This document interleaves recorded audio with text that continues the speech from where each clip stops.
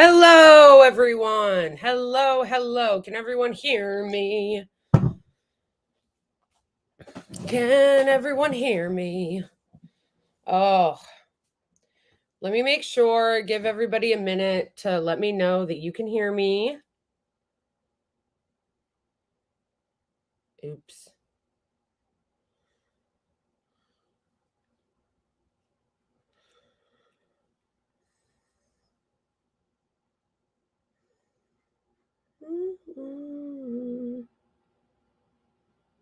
Can you guys hear me?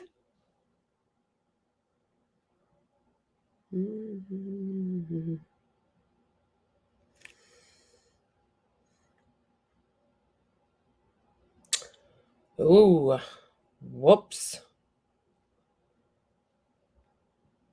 No. Hello, hello, everybody. Hello. Wait a second. Oh, here we go.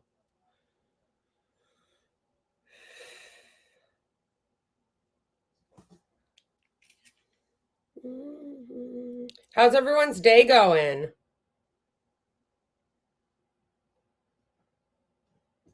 Hey, Rotten Ruby. Hey, Amor. Hey, Mohammed. Hey, Just a Person. How is everyone doing?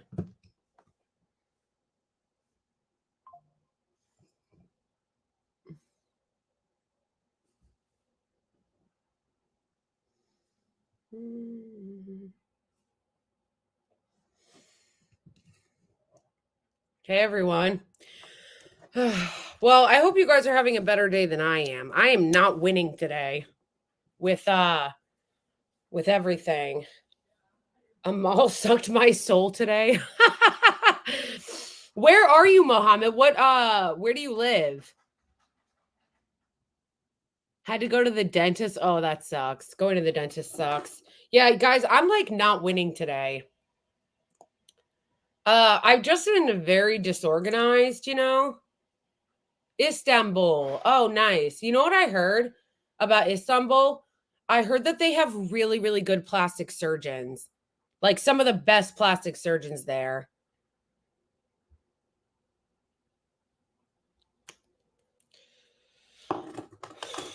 Oh, so Amor, just like a little quick about my day. I've just been super disorganized, like it's not like it's been horrible. It's just like I haven't gotten done everything I want done cuz like you guys know that like I make content, a lot of it.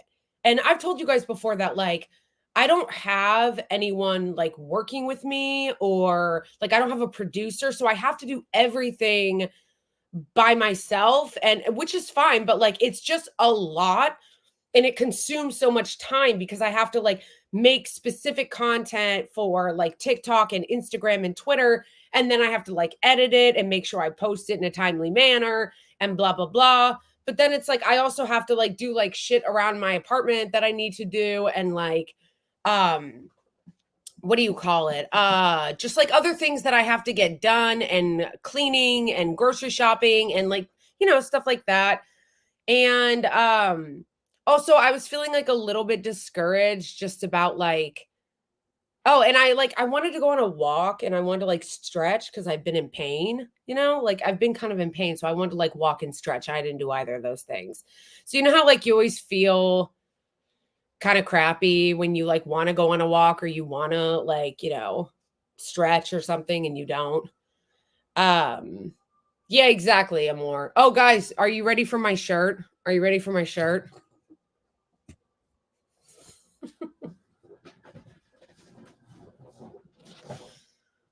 Listen, you fucks.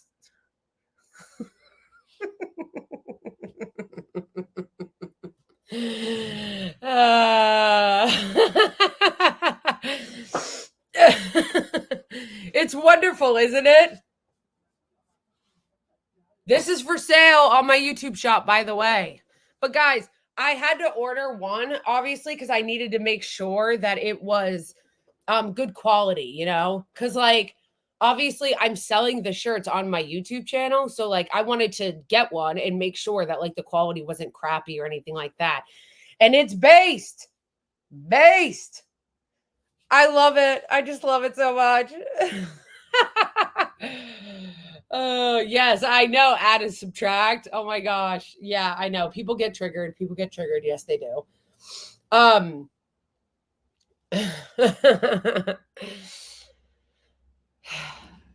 Yeah, exactly. Okay.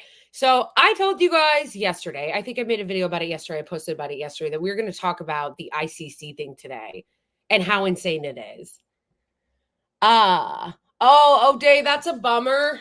That's a bummer, but hello. Um, the real Rappaport looks scarier. Well, it's nice to see you, O'Day, even if only for a moment. Yeah, because they keep threatening me. Like the Zionists keep threatening me, and they think that like I'm just gonna be like, oh, okay. Happy Pride. You as well, Julie. I'm boycotting Human Rights Campaign though, because Human Rights Campaign is supposed to be like all about pride and LGBTQ plus issues, but they've been totally silent on Gaza, hasn't said anything about Palestine. So no, Mohammed, what happened was we're gonna go over the story. What happened, for all the work you have been doing. Oh, thank you, Amor. I appreciate that. Um, what happened was, and we're gonna get into the story. It came out, and I guess it came out a while ago. Like some people have already known this. I didn't know this, that the Israeli regime has been spying on the ICC. What? Like, are you kidding me? Spying on the ICC. How is that a thing? But how though? What? Total insanity. Total insanity. So um and I just was running and like it's just like, oh, see, my hair's all messed up. My hair is all messed up. Um yeah, for a decade, just a person. For a decade they've been doing it.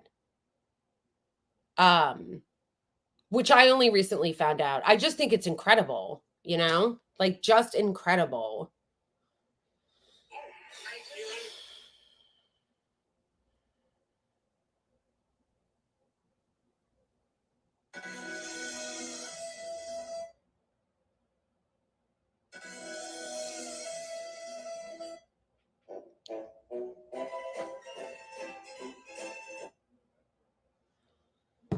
So they knew that they would get in trouble with it at some point. No, because that's the thing is that they know they're not going to get in trouble. Like they know that they're not going to get in trouble. It's just, oh, it's so crazy.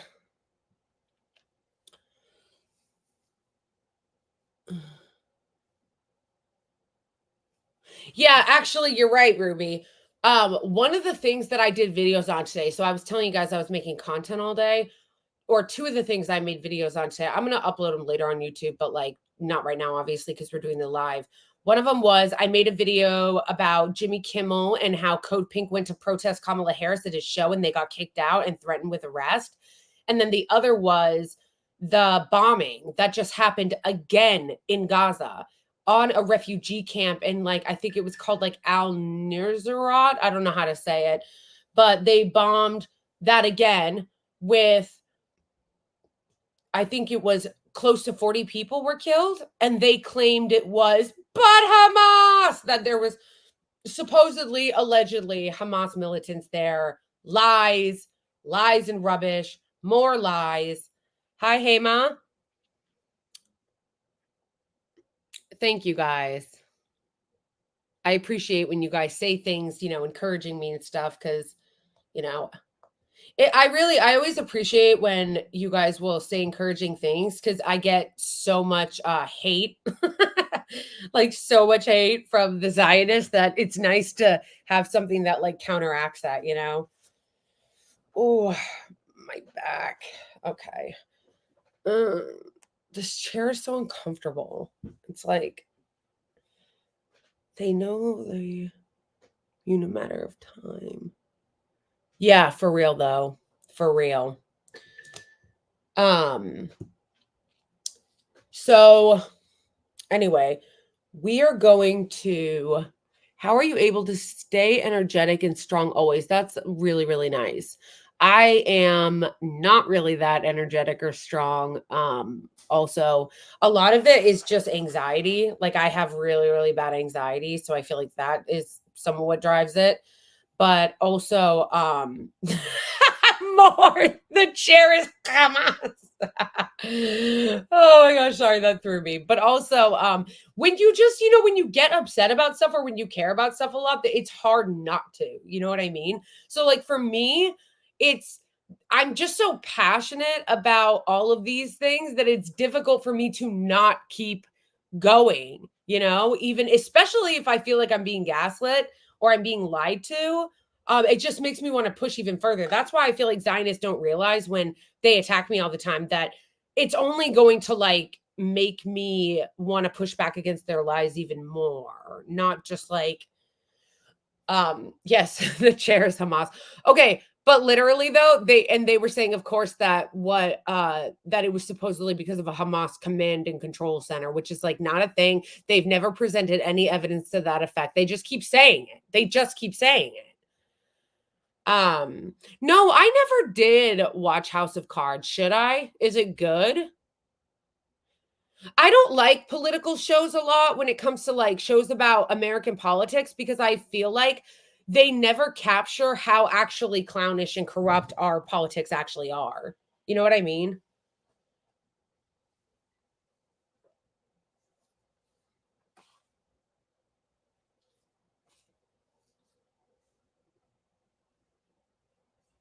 Maybe I should.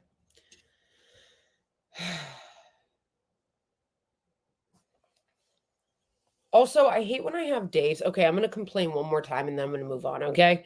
Um I hate when I have days where like I have a goal for myself and I'm like trying to do it and then I feel like I fail.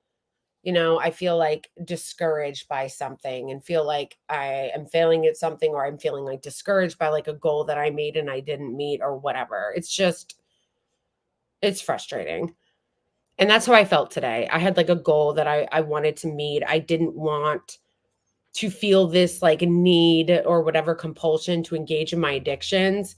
And I was like taking this medication for it. And I'm like, no, I won't, I won't, I won't. And then I did. And then I did. And then I did. So now I feel kind of down on myself about that. But whatever. I'm still trying every day. Every day is a new day. But also, even the middle of the day, you can still try to do the right thing for the rest of the day. Okay. So, um, is there a language I would like to learn later on? That's a good question. Thank you, Ruby. That is true. You are right about that. Strolling is not the same as failing. If I could learn a language, I would probably, on a practical level, want to learn Spanish because people speak it here the most in the United States. So, just on a practical level. But for funsies, like if I could just learn different languages, I would love to learn French, even though I couldn't speak it because I can't do like the thing the way they do. Well, maybe I can. Hamas. How you say Hamas en français? And then I would love I think Italian is a really beautiful language. Um Thank you, add or subtract. Le Hamas. The other thing I would really love to watch or to learn. Actually, you know what's really funny about that? Is that I have learned to love Arabic and really love the way Arabic sounds because I've watched so many things in Arabic now. And I really love the way that it looks, the way that it's written is so beautiful. And it's just really funny how propaganda and bigotry can work and how you're programmed in the United States to be Islamophobic from a very young age and to be like anti-Arab from a really young age because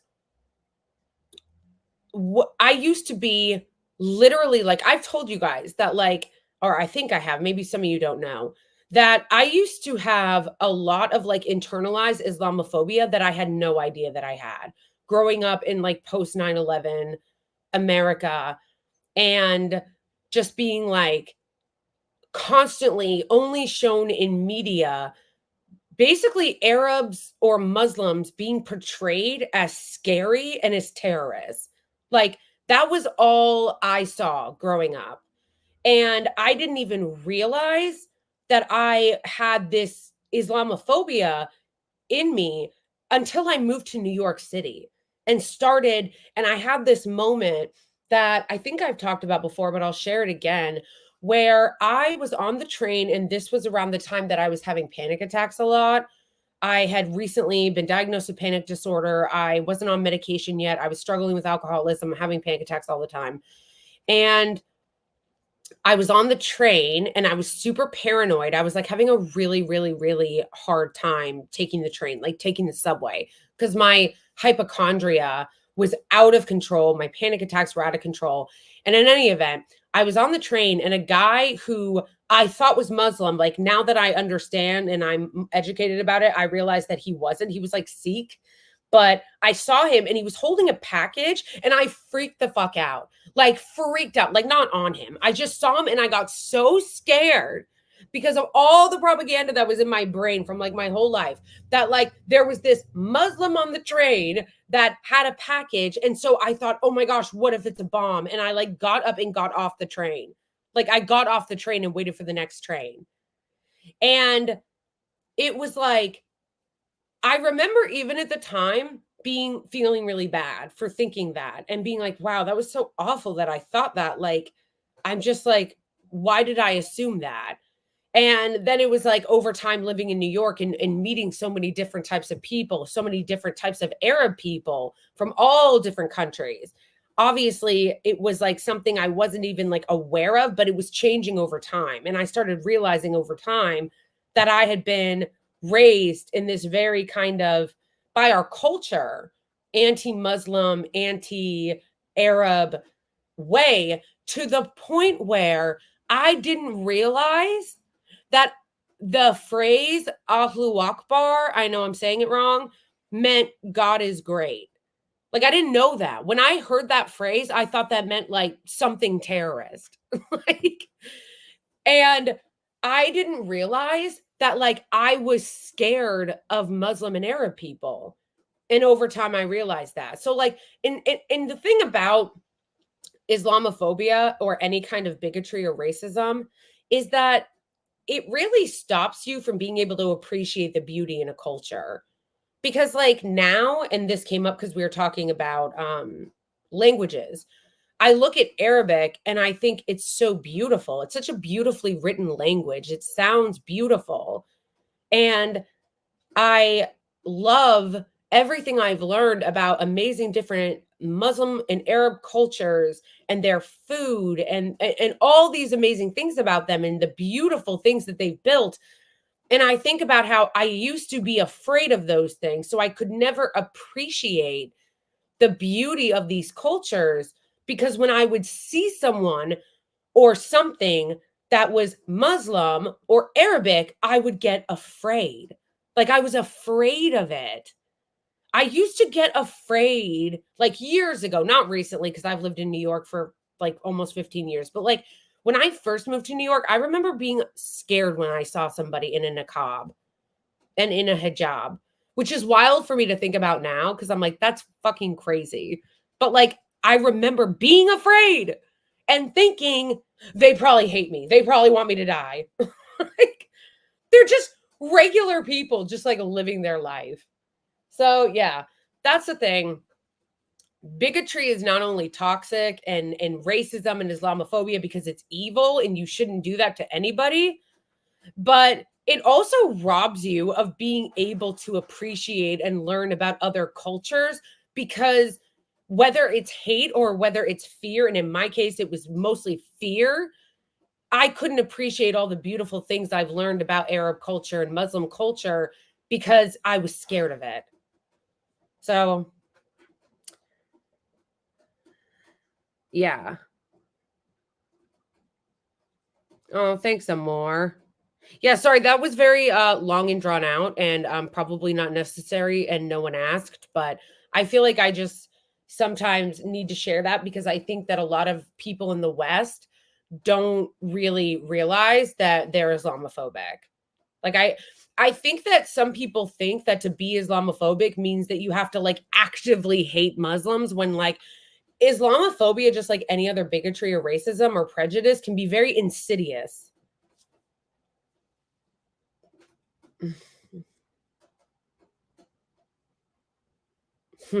Thanks, Ruby. All right, so Eve Fartlow is shower phobic. Oh man, I know, but Eve Fartlow blocked me for being honest about the BS that we've been indoctrinated. Yes, yes, I know. Of course, like,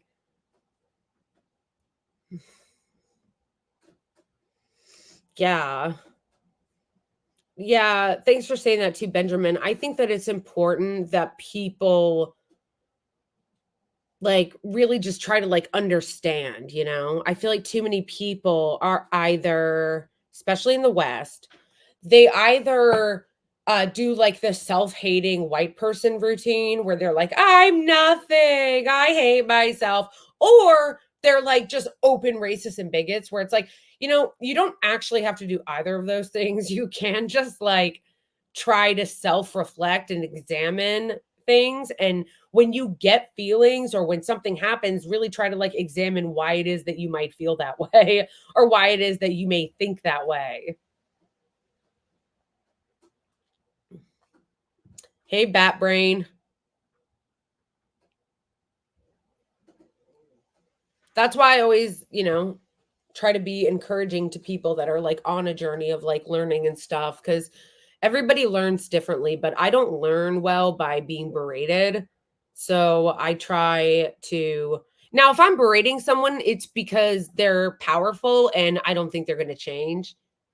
But I don't I try not to ever punch down or berate someone that I think has the capacity to change. Yeah, I'm gonna go as Netanyahu this Halloween, and or I'm gonna go as But Hamas. What would a But Hamas costume even look like?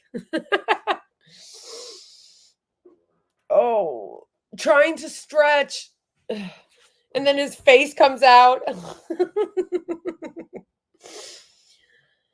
uh,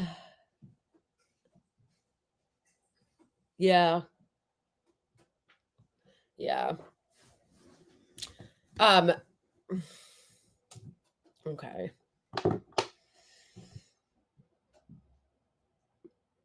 Ham and pineapple on people.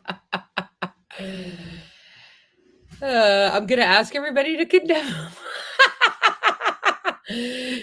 Oh my gosh. Yes. Yes. Oh my gosh. Yes, I know. But but I still do want one of those green headbands. I don't know where people get them from. I have still yet to find the green headband that Hamas wears.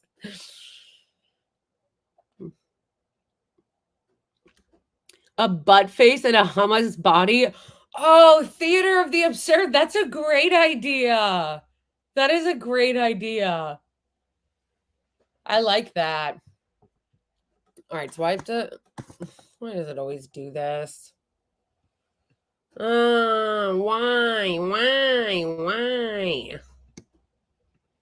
Bro, there has to be a easier way to organize crap. Like, why is everything so hard to organize? Okay.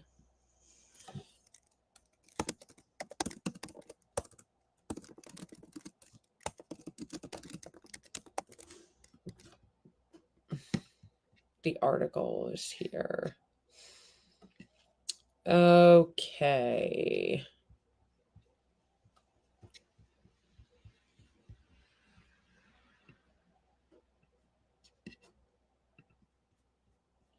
All right. I hope that you guys are. Hey, Zach. Obviously, a whole butt with.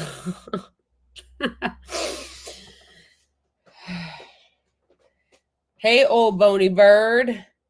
The ICC is Hamas, correct. Everything is Hamas. Okay. So I'm trying to figure out a way to get comfortable because everything is so uncomfortable, like this chair is really uncomfortable. The chair is in fact Hamas. Okay. So according yeah, you're right, Mohammed. Um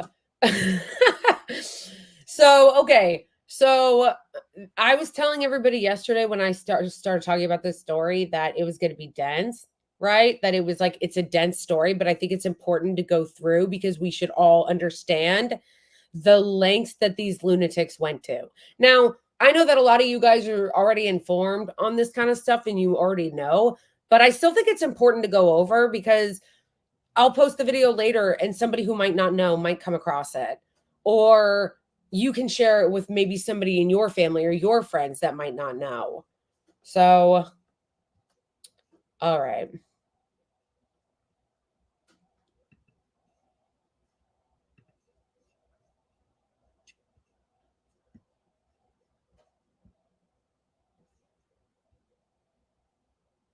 Gentle yoga.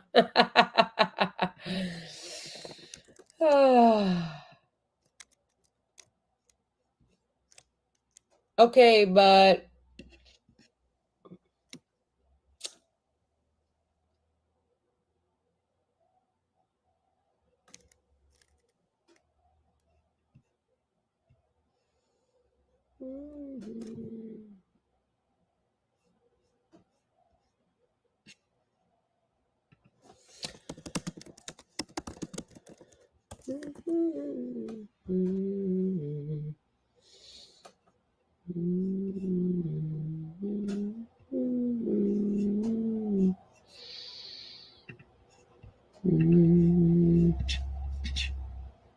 patriotic forever.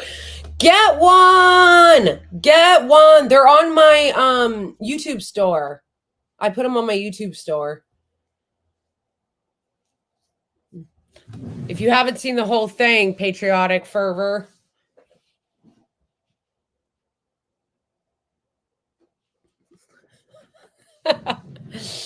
Oh, I love it. I love it. It's actually really comfortable too because um it's actually super comfortable too. I wanted to make sure. Yeah, listen, you fucks. I wanted to make sure that it wasn't crappy. Like I didn't want it to be because I got bummed out when I ordered like a Starbucks unionized Starbucks shirt one time off Redbubble, and the material and just it was just really crappy and it was a bummer. And it was an expensive shirt. It was like for a t-shirt, it was $40, and then the shirt looks like crap. So I wanted to make sure that it was well made. It is. Um Blake, did anybody tell you that you look like Lana Del Rey? Yes, I actually have been told I look like Lana Del Rey before, which I don't mind. I've been told I looked like other people that I found very insulting. Like some people have told me that I looked like Kate Beckinsale, which to me was very insulting. But I don't mind being compared to Lana Del Rey because I think that she's beautiful. So I'm taking that as a compliment.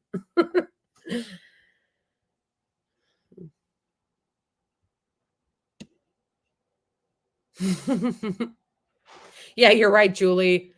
I am not afraid. Oh my gosh, that was like the best. That was the best. That was literally. Wait, I thought you guys were saying gentle yoga, genital yoga? Genital yoga?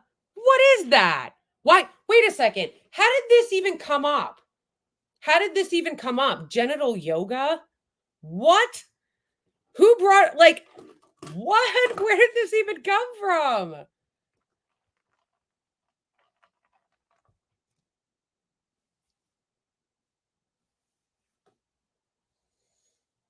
Wait, are we talking about genital yoga or gentile yoga?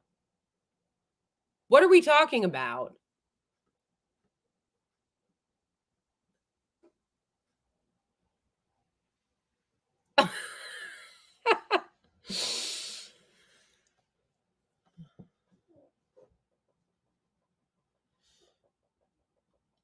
Is it gentile yoga or genital yoga?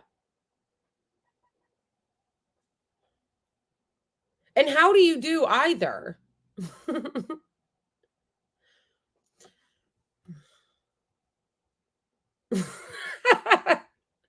I wrong?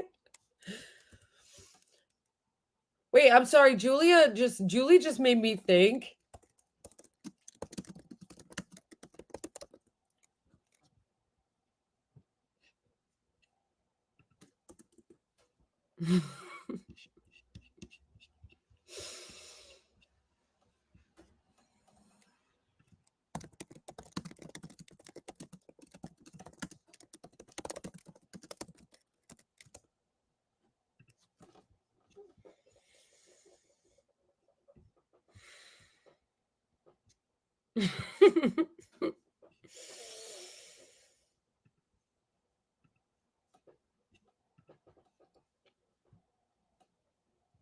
Hey, Kabujan.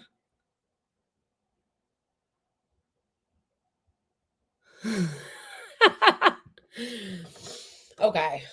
No, you know what we need to watch really quick? I know that this is a stream about the ICC, but I feel like I know this is a stream about the ICC, but I feel like before we get into such a serious thing, we need to Julie just reminded me that we need to watch something as a palate cleanser like before. True Amor guy, genital yoga instructor, part-time Hamas militant.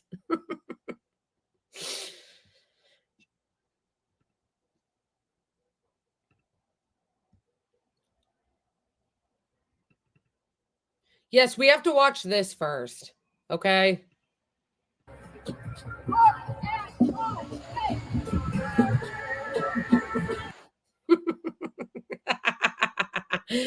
No, I just want to watch it again because not only is it so amazing and so funny, but my absolute favorite part of this, thanks, Obama. My absolute favorite part of this video is the person that it doesn't give a fuck and is just dancing in the background, like is not paying attention to her at all, not paying attention to her at all. And it's just literally like, my absolute favorite part. My absolute favorite part. Okay. We need this, I feel like. I am not afraid. Look at my face. I am not afraid. Put the girl in the background. Face the one in the mask. Show my face. No, the one in the background just dancing. Don't speak. Don't speak. Don't speak. Don't speak. Don't speak. Doesn't give a fuck. I will not be ashamed. No fuck giving. I am proud.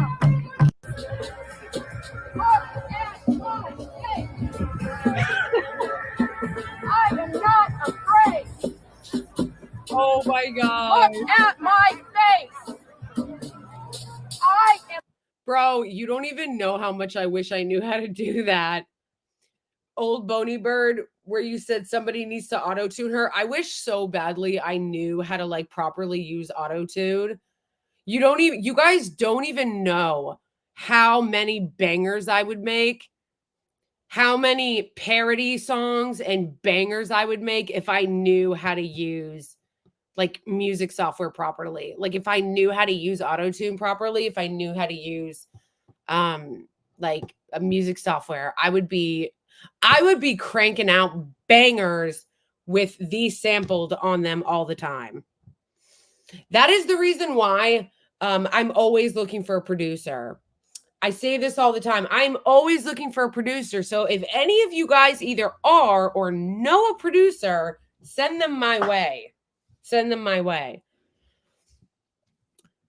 Giovanni, I think he's dancing even harder to piss her off. No, I don't think so. That's the thing that's so amazing and hilarious about it is I don't think the person is even paying attention.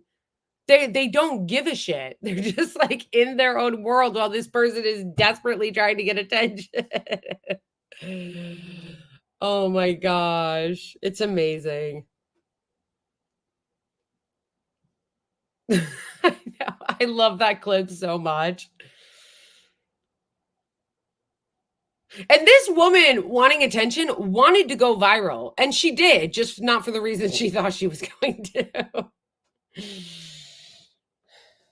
Yeah. Okay. So, you're right. It is. It's so embarrassing. It is so embarrassing.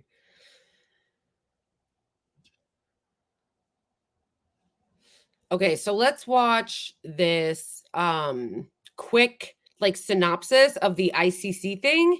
And then yeah, her husband was the one who was the cameraman.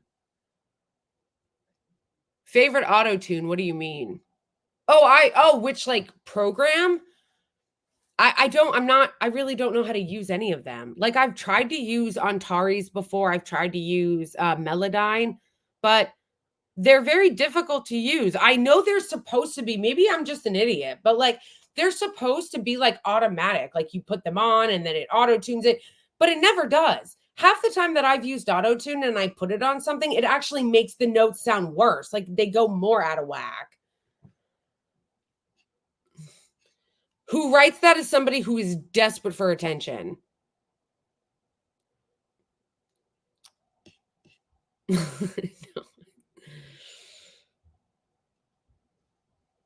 Yeah, and they like they closed down their Twitter accounts. Like they made their Twitter accounts private.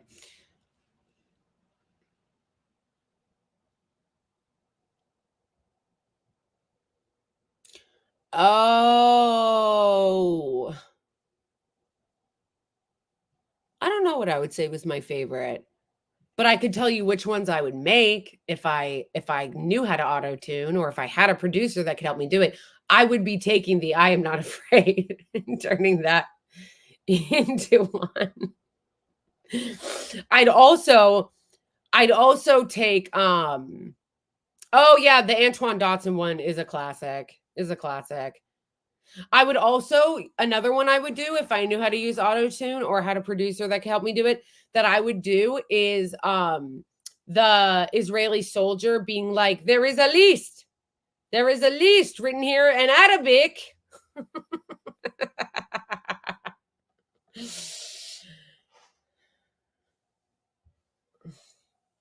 But yeah, the Anton Dotson one is definitely a classic. Yeah. Oh man, there would be so many people that I would clown on if I knew how to do that. Oh my gosh. I would make auto tunes if I knew how to use auto tune properly or had a producer that could help me do it. I would straight up be writing songs and making auto tunes of Michael Rappaport and like what's her name?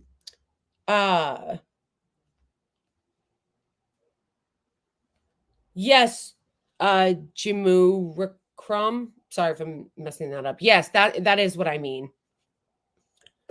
The only difference is because you wrote by auto-tune, do you mean sampling the audio and remixing it like folks do for, say, hip hop? Yes, but but if I were doing it, I would want to do it in a song that I wrote. So I'd want to like remix it and put it into a song and then sing on it.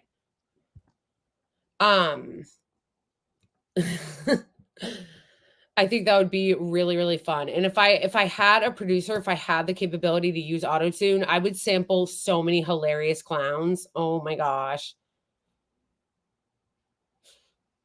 Yes, I would be making Hamas songs and using my own sample. I cannot do an Irish accent. I wish. The way the Irish talk, I just like I can barely understand Irish people when they talk, let alone be able to try to impersonate them. But do you condemn Hamas? Yes, I would. Okay, so I would have a song where I would say, but do you condemn Hamas?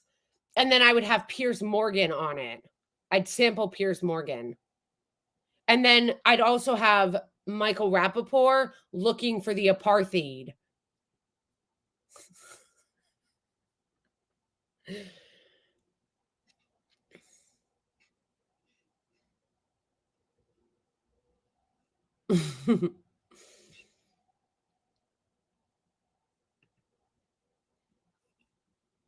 All right, you guys. So I'm going to play this 2-minute clip.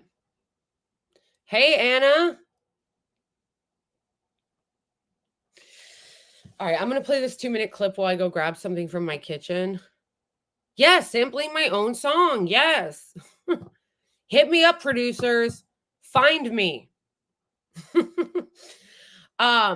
Okay, so I'm going to play this 2-minute clip while I go run and grab something from the kitchen, but this is basically a synopsis of the ICC, like what is going on with the ICC and their spying campaign on the ICC from the Israelis.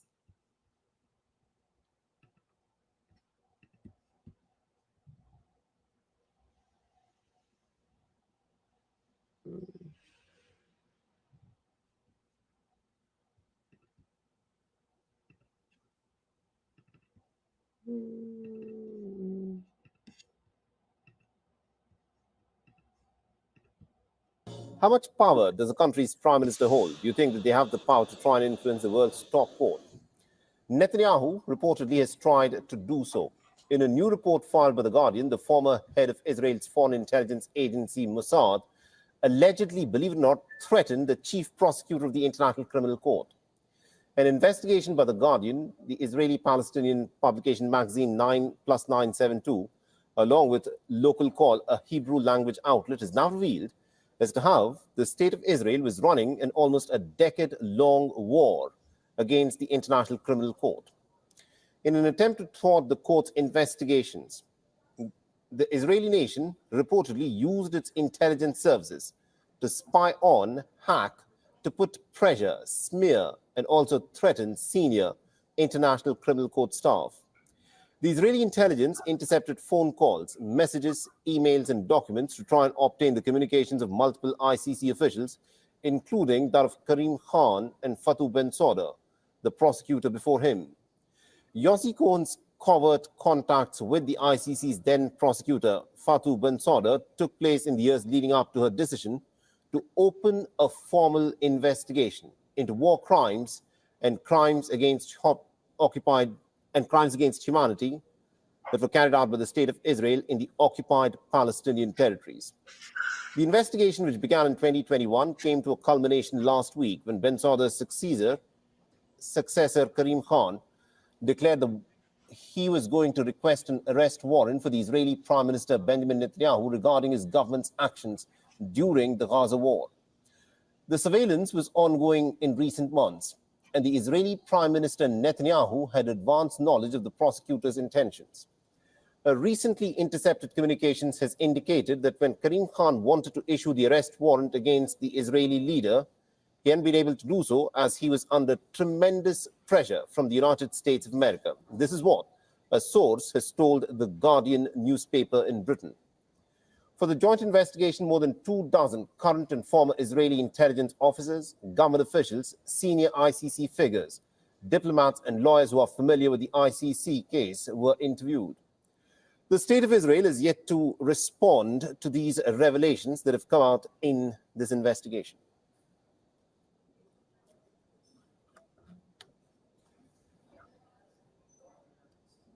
For all the latest news, download the VON app and subscribe to our YouTube channel.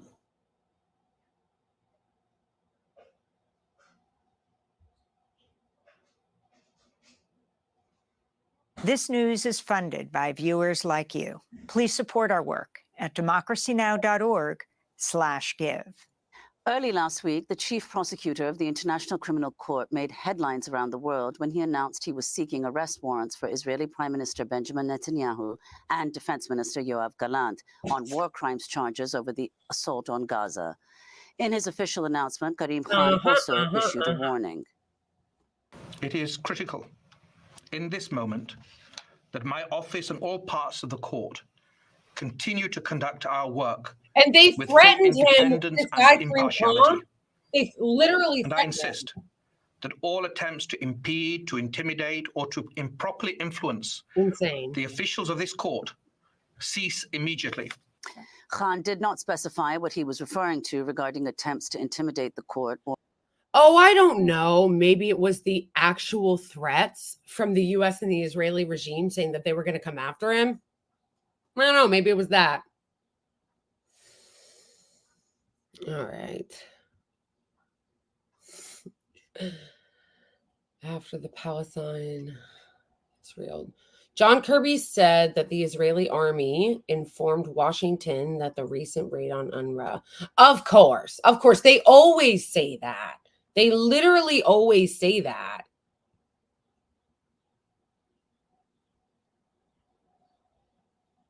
Yeah, it hasn't gone through the Senate yet, but the House passed a bill sanctioning the ICC. How insane is that? Aaron, woo! Became a YouTube member. Yay! Thank you, Aaron. Thank you. This is exciting. Aaron, you might be my first member because I just actually put the memberships up. So you might be the first one. Woo!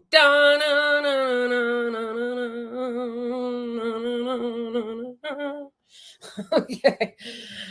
All right. So I hope you guys are ready for this article. Like I said this yesterday. It is dense, but I think it's important that we go through it. So I hope you guys got your coffee. Do you guys got your coffee? I got my coffee. You guys got your coffee? So let's grab our coffee, you know what I'm saying?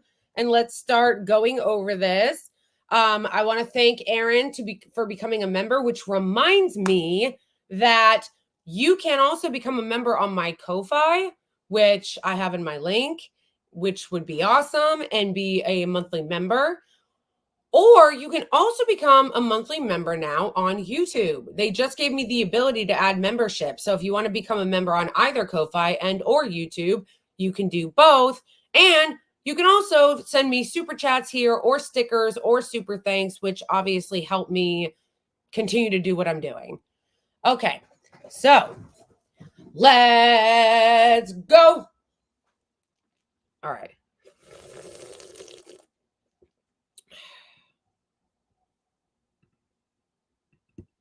This is the article. Okay.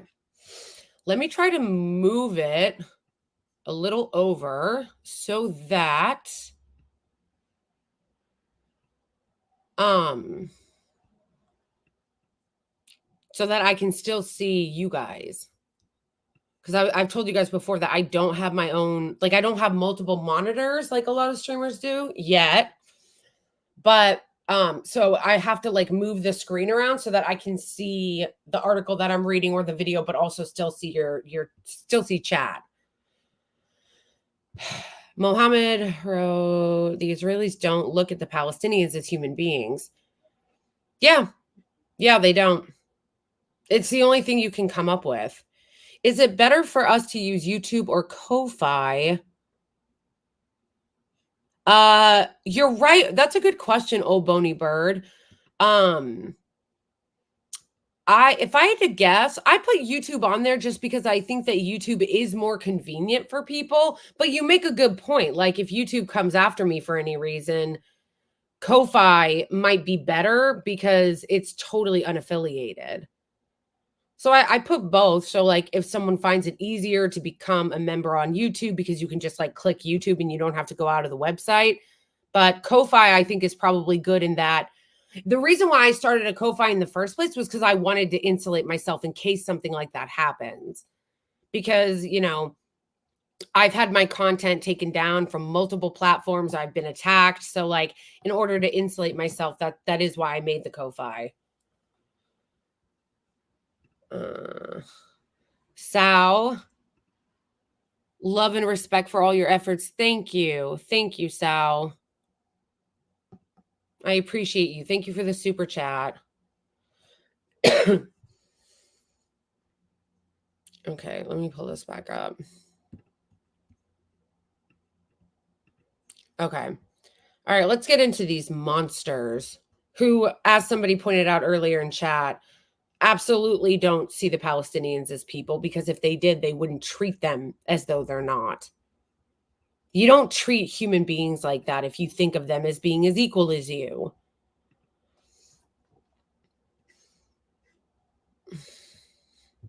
Okay, so this is from The Guardian, and as you can see, it's from May 28th, and as I mentioned, I missed it when it first came out, which is crazy. Exclusive investigation reveals how intelligence agencies tried to derail war crimes prosecution with Netanyahu obsessed with intercepts. Woo!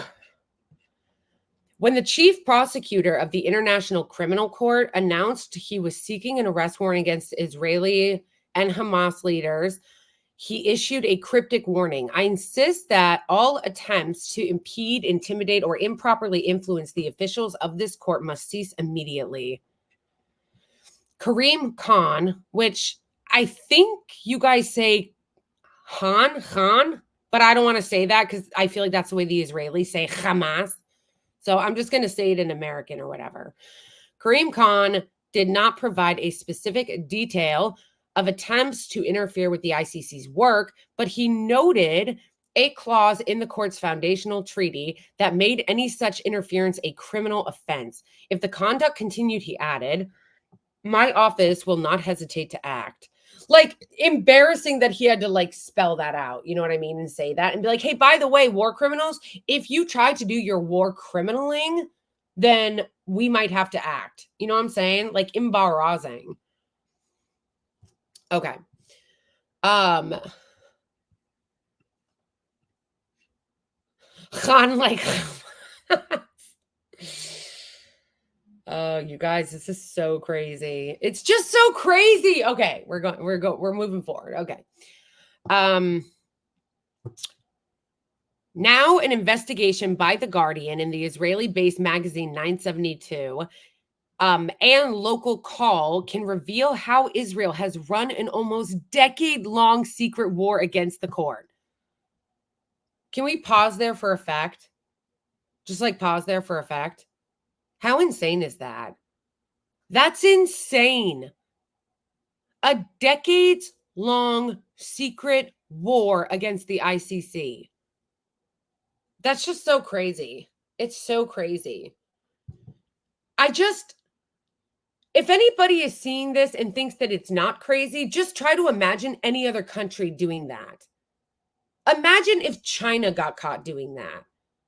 We're always fear-mongering and war-mongering over China. Oh, China, Russia. Imagine if Putin got caught doing that, right? How crazy is that? That's why it's ridiculous that this story is not even bigger, like as it should be bigger.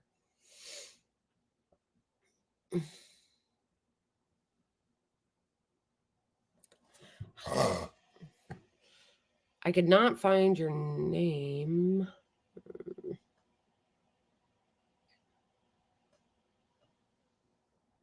Wait, how do you say your name? Kabulajan?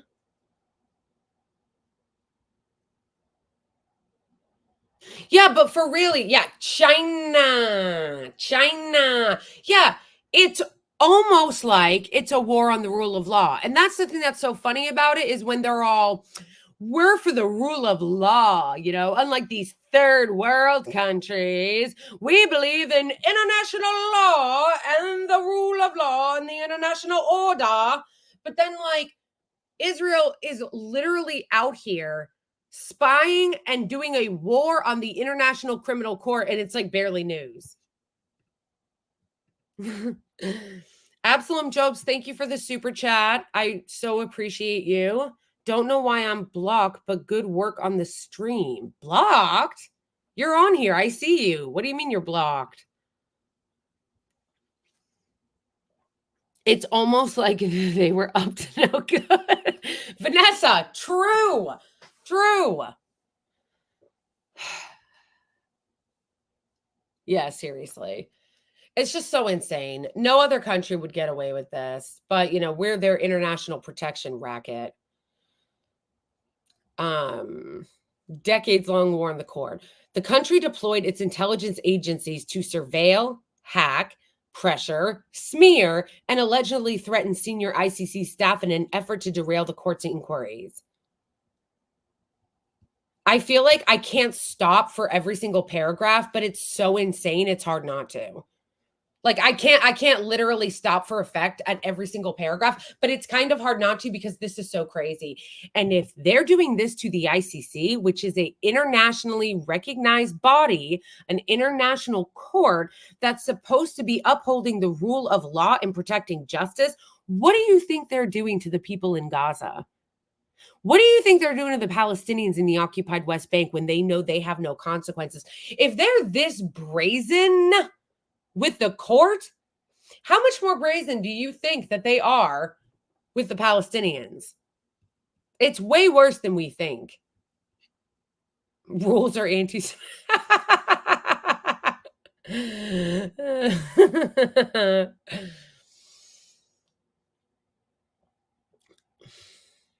Israel's intelligence captured the communications of numerous ICC officials, including Khan and his predecessor, a prosecutor, Fatou Bensouda, intercepting phone calls, messages, emails, and documents. The surveillance was ongoing in recent months, providing Israel's Prime Minister, Benjamin Netanyahu, with advanced knowledge of the prosecutor's intentions. A recent intercepted communication suggested that Khan wanted to issue the arrest warrants against Israelis, but was under tremendous pressure from the United States, according to a source familiar with its contents. Vanessa, you're right. You do just have to laugh to keep from crying. It's so enraging because it's so unfair. It's so unfair. No one else would get away with this. And that right there, that line right there, because the U.S. is protecting them, because they're war criminaling all over the globe, okay? They're like a bouncing ball all over the globe, war criminaling. And if anyone else did that, they would be raked over the coals. They would be an international pariah. They would be being told that they need to go to The Hague. But the Israeli regime does it and nothing happens because America always steps in to protect them. As they just said, it is a crime to be spying on the International Criminal Court. It is a crime to spy on the leaders and the prosecutors at the ICC. It is a crime to be spying on them. And for Netanyahu to know, Netanyahu knew. Netanyahu was given advance information. Netanyahu knew what they were going to do and was given advance information about these, which is a crime. It is a crime. But did he get in trouble? No, of course not. And the reason why that none of this is really mattering to anybody or they're not getting in trouble is because, as of course, the United States is protecting them because we're their mafia.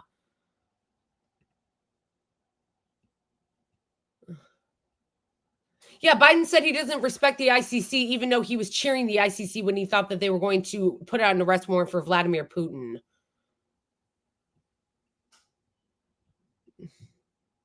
Right, Mohammed, that's because animal rights activists are anti-Semitic. Caring about animals, anti-Semitic.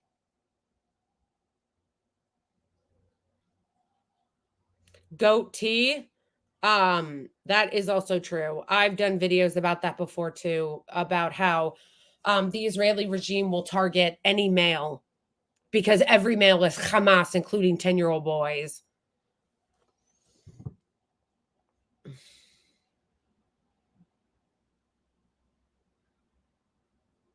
Yeah. Karim Khan was told by the Western leaders that the ICC is made for Africa and thugs like Putin. That's... Yeah.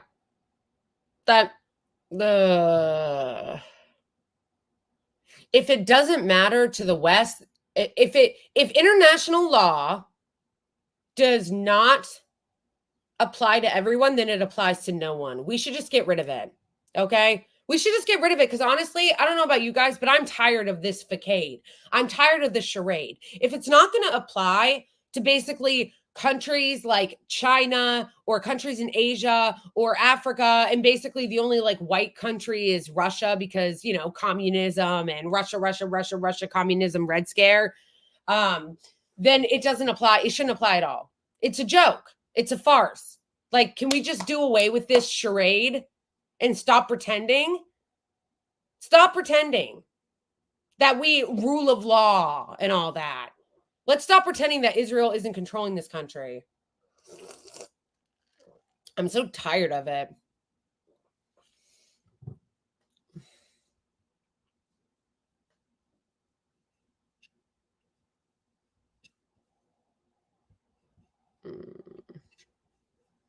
It's just insane.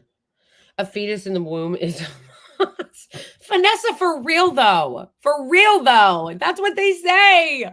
Even though they're pro-life. They're all pro-life. And then they don't care about women in Gaza, pregnant women in Gaza, children in Gaza, babies in incubators in Gaza, but they're pro-life.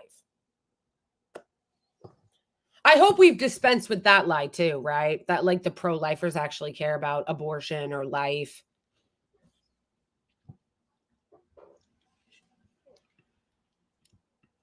I mean, we should just stop engaging in the charade. Bensouda, who was a chief prosecutor, opened the ICC's investigation in 2021, paving the way for last week's announcement, was also spied on and allegedly threatened.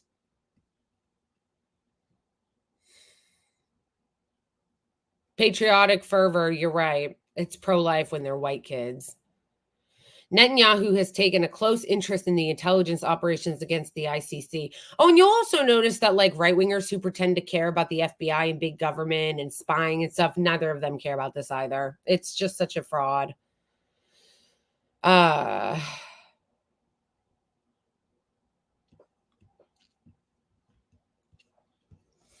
Okay. Was described by one intelligence as being obsessed with the intercepts overseen by his national security advisors, the efforts involved on the domestic spy agency, the Shin Bet, as well as the military intelligence directorate, Amman, the Cyber Intelligence Division, Unit 8200. Intelligence gleaned from the intercepts was, sources said, disseminated to government ministries of justice, foreign affairs, and strategic affairs. A covert operation against Bensouda, revealed on Tuesday by The Guardian, was run personally by Netanyahu's close ally, Yossi Cohen. Wait a second. Oh, that just threw me for a second. I actually used to know someone named Yossi Cohen, who was Israeli, but he lived in New York and like, I don't think had anything to do with it. It just threw me because I haven't heard that name in a long time. Okay. But pause there too for a second, how insane that is. A covert operation against Bensouda, who was the lead prosecutor at the ICC, was run personally by Netanyahu's close ally. Insane. Insane. Why is this not a crime? Rule of law, people. Biden, John Kirby, all you rule of law folks. Why isn't this a crime? Sounds like a crime, looks like a crime, feels like a crime.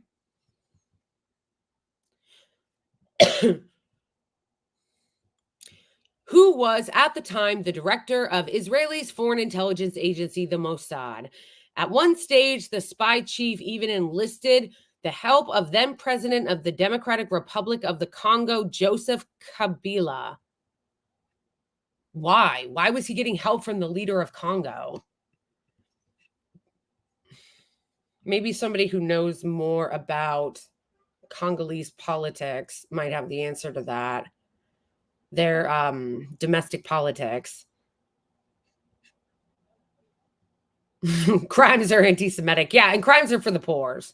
Okay? Crimes are for the poors. You don't get held accountable for war crimes if you're rich. Even if...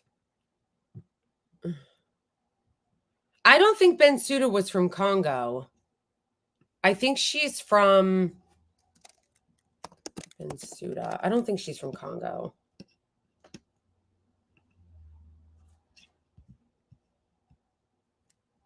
In office. She's from Gambia. Yeah, she's from Gambia.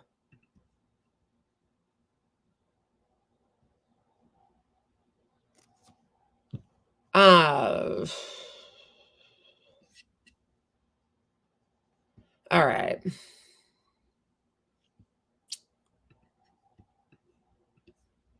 Okay. Wait, why'd you do that? Okay.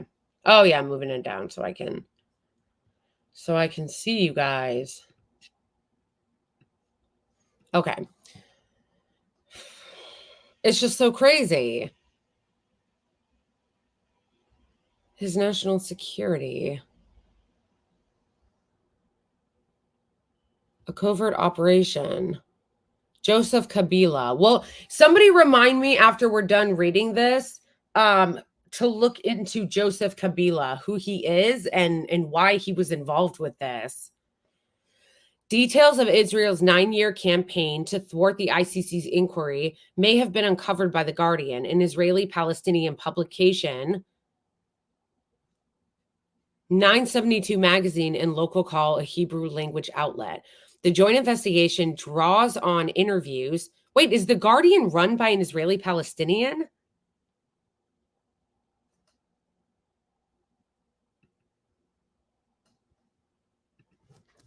Who runs The Guardian?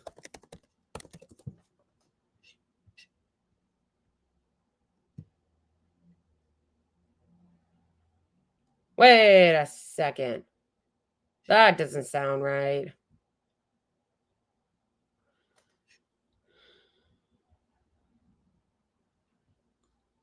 Or maybe...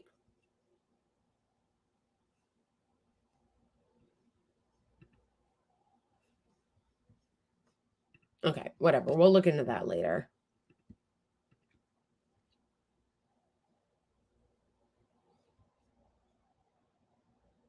Yeah, that's what I thought too. I thought it was in English. Okay. Oh my gosh, I'm an idiot, you guys.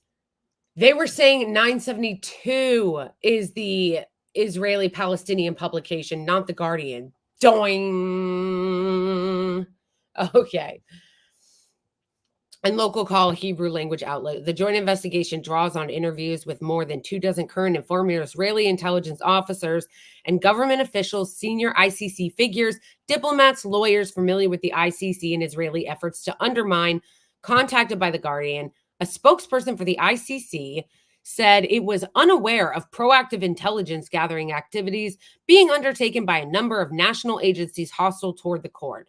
They said the ICC was continually implementing countermeasures against such activity and that none of the recent attacks against it by national intelligence agencies had penetrated the court's core evidence holding, which had remained secure.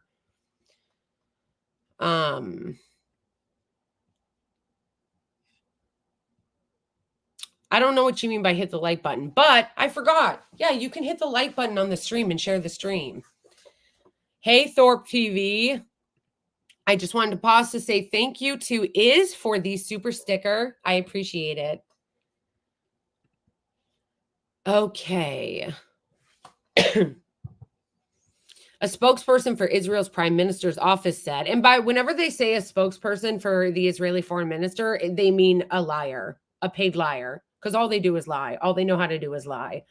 So a spokesliar for the Israeli regime's office said, the question forwarded to us are replete with many false and unfounded allegations meant to hurt the state of Israel. Shut up. Shut up. I'm so tired of those liars. Everything they say is a lie. Oh,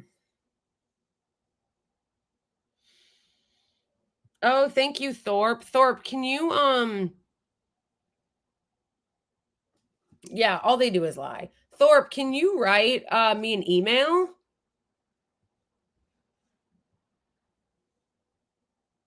Can you send me an email with the details and like when you want to?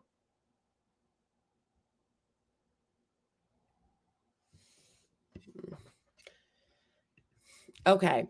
Spokesperson for the Israelis. I already read that lie. Since it was established in 2002, the ICC has served as a permanent court of the last resort for the prosecution and individuals accused of some of the world's worst atrocities.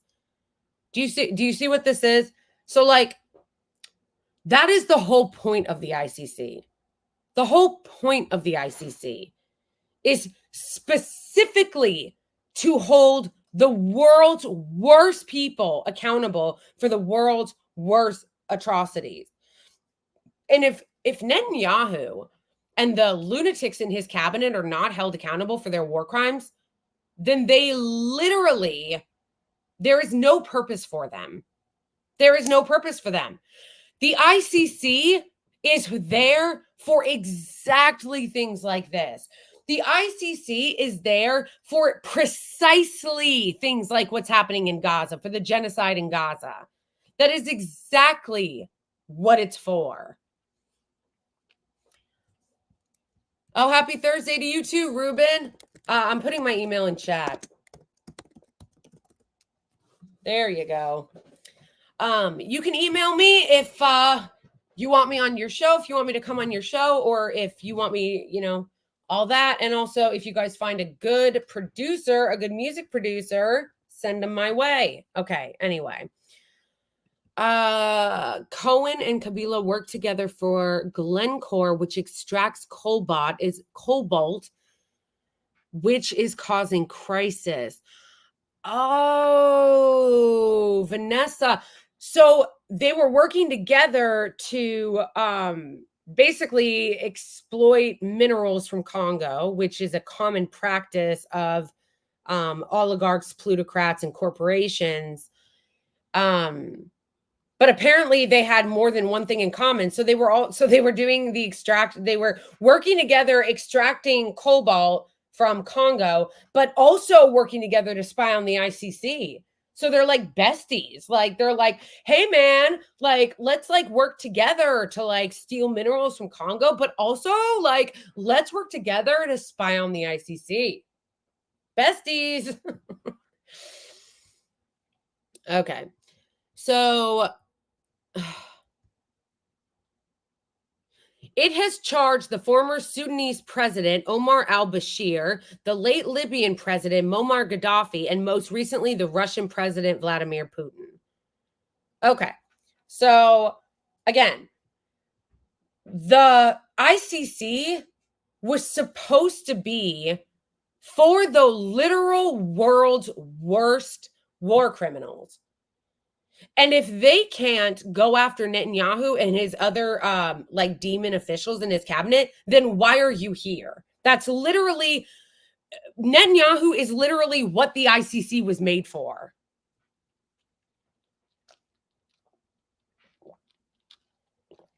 All right, guys, getting that coffee on. Hope you guys are getting your coffee on. Oh, yeah, that's true too, Garam. We don't talk about that a lot. What is happening in Azerbaijan and Turkey. And not just what happened with the Armenian genocide, but also like what they continue to do.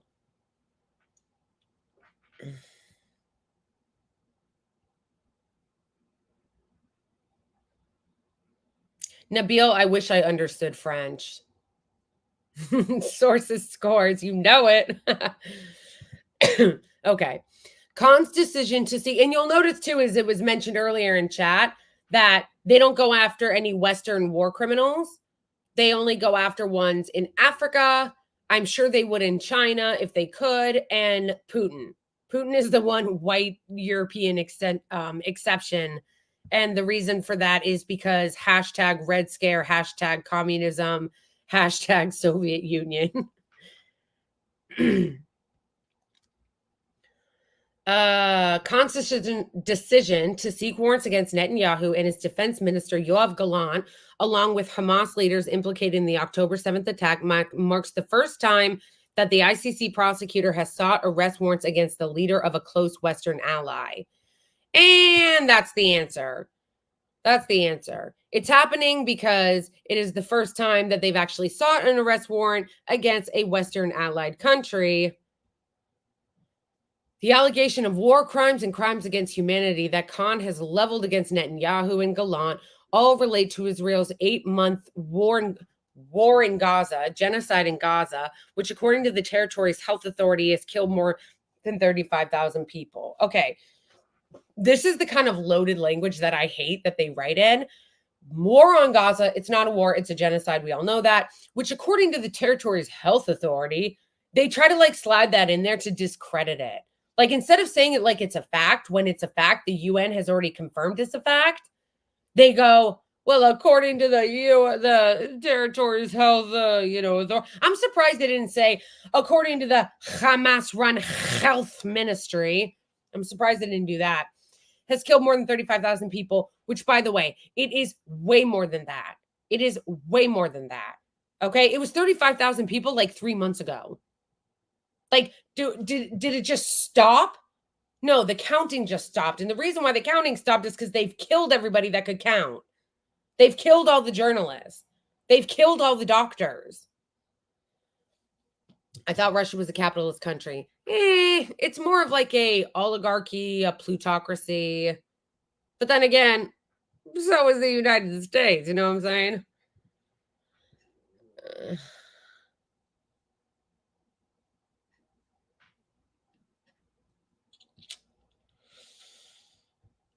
But the ICC case has been a decades long in the making, inching toward amid rising alarm among Israeli officials at the possibility of arrest warrants, which would prevent those accused from traveling to any of the court's 124 member states for fear of arrest. Oh, how base would that be? How base would that be if Netanyahu like went to like, I don't know, America? Not that we would, and he got arrested.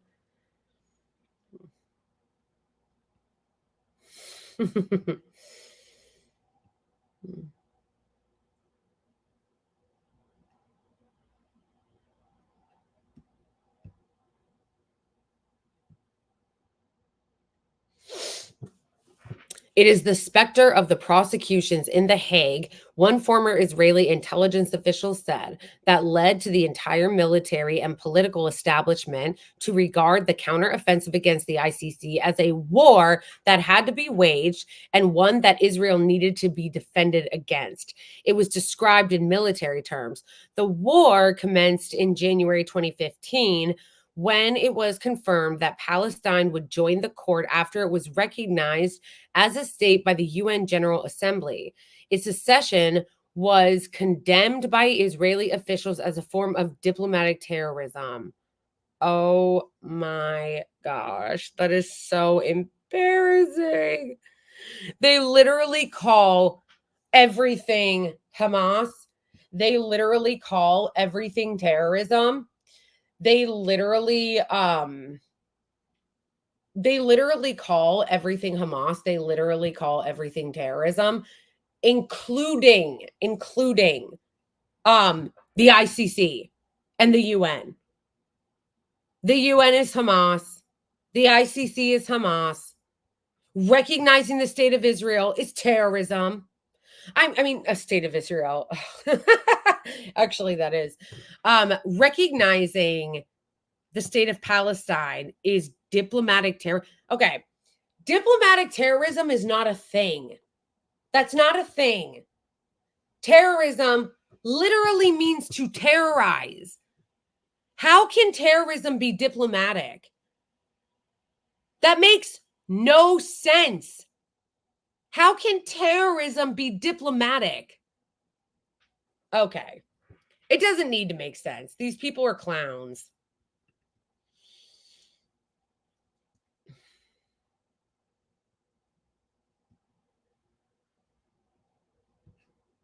Diplomatic terrorism. Oh my gosh.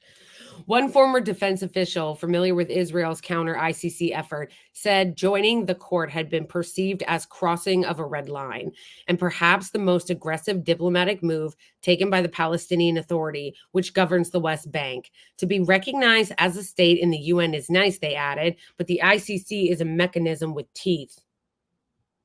It's just like so embarrassing and ridiculous.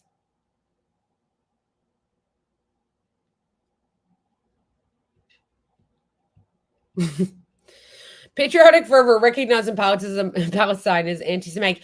Okay, but they literally say that.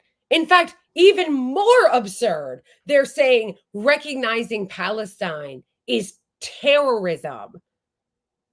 Diplomatic terrorism, which again, diplomatic terrorism makes no fucking sense. That's not a thing. But also, to say that recognizing it as terrorism is basically saying that every single Palestinian, by virtue of their existence, is a terrorist.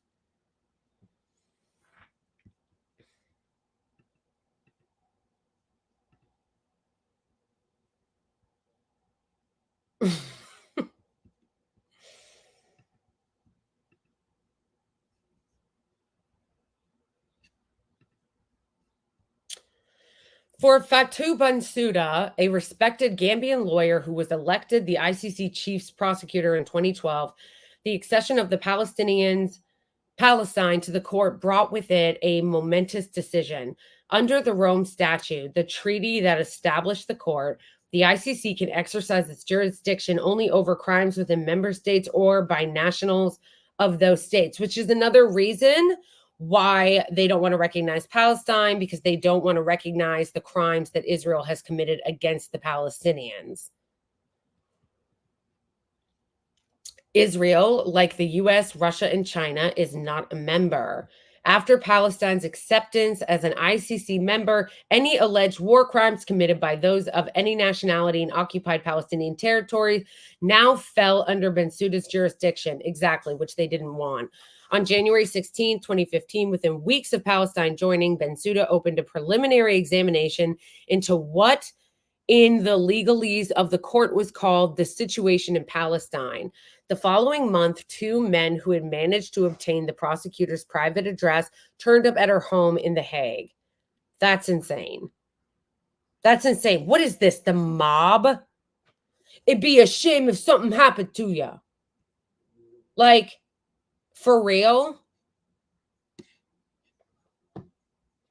Like, seriously, is this the mob?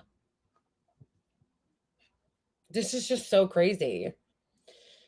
At her house, guys. They went to her house.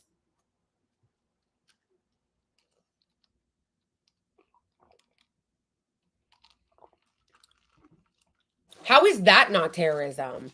If we're going to call something diplomatic terrorism, it would be that. If that made any sense. Sources familiar with the incident said that the men declined to identify themselves when they arrived, but said that they wanted to hand deliver a letter to Bensouda on behalf of an unknown German woman who wanted to thank her. The envelope contained hundreds of dollars in cash and a note with an Israeli phone number. Bro, literal mob shit. Sources with knowledge of the ICC review into the incident said that while it was not possible to identify the men or fully establish their motives, it was concluded that Israel was likely to be signaling to the prosecutor that it knew where she lived. Literally, it's a shame if something happened to you vibes. Like it's literally like, well, it's a shame something happened to you. Like, that's just so crazy. The ICC reported the incident to the Dutch authorities and put in place additional security, installing CCTV cameras at her home. The ICC's preliminary inquiry into the Palestinian territories was one of several such fact-finding exercises that the court was undertaking at the time as a prosecutor to a possible full precursor to a possible full investigation. Bensouda's caseload also included 9 full investigations, including into events in the DRC, Kenya, and the Darfur region of Sudan. Officials in the prosecutor's office believed that the court was vulnerable to espionage activity and introduced counter surveillance measures to protect their confidential inquiries. In Israel, the Prime Minister's National Security Council, NSC, had mobilized a response involving its intelligence agencies. Netanyahu and some of the generals and spy chiefs who authorized an operation had a personal stake in its outcome. Unlike the International Court of Justice, the ICJ, a UN body that deals with legal responsibility of nation states, the ICC, is a criminal court that prosecutes individuals targeting those deemed most responsible for atrocities. Exactly.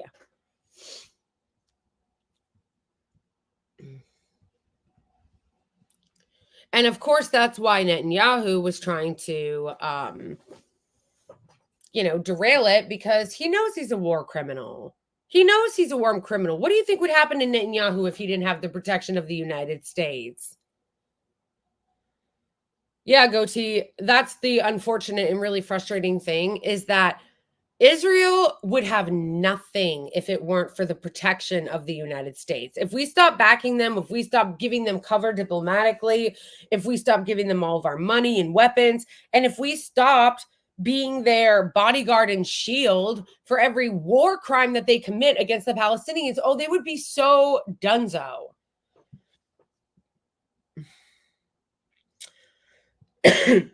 Two intelligence officials involved in procuring intercepts about the ICC said that the Prime Minister's office took a keen interest in their work. Netanyahu's office, once said, would send areas of interest and instructions. This is so mob. Oh my gosh. In relation to the monitoring of the court officials. Another described the Prime Minister as obsessed with intercepts, shedding light on the activities of the ICC. Hacked emails and monitored calls. 5 sources familiar with the Israeli intelligence activity said that it routinely spied on the phone calls made by Bensouda and her staff with Palestinians.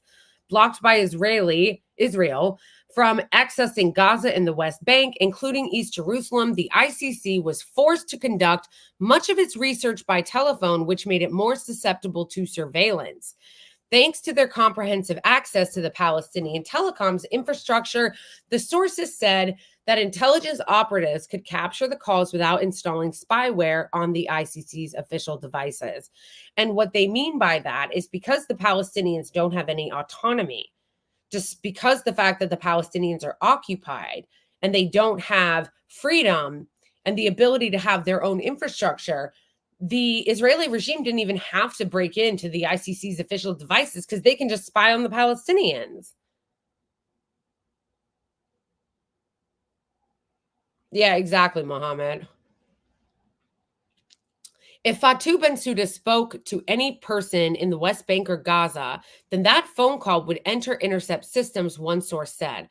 Another who said that there was no hesitation internally over spying on the prosecutor, adding, with Bensouda, she's Black and African, so who cares? I'm going to read that again.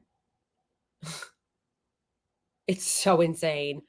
One source said. Another said there was no hesitation internally over spying on the prosecutor because she's Black and African, so who cares? It's just, it's just so disgusting. It really is so disgusting. They have absolutely, it's just all, why do we care? Because she's not in the West and she's not white and she can't protect us and she can't work with us or be bribed by us. And she's Black and African, so who cares? They have absolutely no respect for people. They have absolutely no respect for this prosecutor. They have no respect for the rule of law. Also, I know they're insane racist. For someone who's constantly trying to be like victimize themselves, for people who are constantly trying to make themselves victims, they're like so openly racist. And like, honestly, they don't have respect for anybody. They don't have respect for Americans either. You see the way they slap Biden around and humiliate the State Department and the American government constantly. They have no respect for them either. The only reason why they're not more disrespectful to the U.S. is because we give them all that backing and diplomatic cover and money. But like, Netanyahu has made it really clear multiple times that he has zero respect for the United States, zero respect for Biden, and will slap us around whenever he feels like it. The surveillance system did not capture calls between the ICC officials and anyone outside of Palestine. However, multiple sources said that the systems required the active selection of the overseas phone numbers of the ICC, whose calls Israeli intelligence agencies decided to listen to. According to one Israeli source, a large whiteboard of an Israeli intelligence department contained the names of about 60 people under surveillance, half of them Palestinians, half from other countries, including UN officials and ICC personnel. In The Hague, Bensouda and her senior staff were alerted by security advisors via diplomatic channels that Israel was monitoring their work. A former senior ICC official recalled, "We were made aware that they were trying to get information on where we were with the preliminary investigation."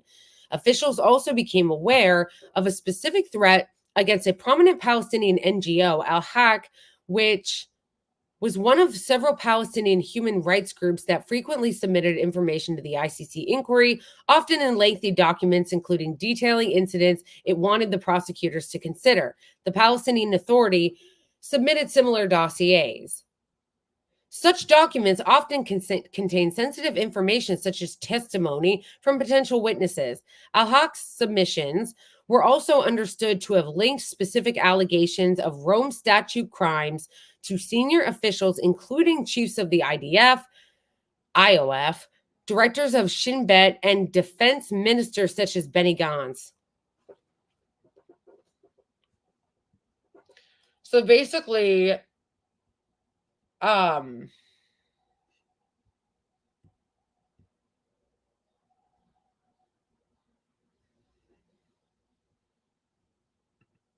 basically,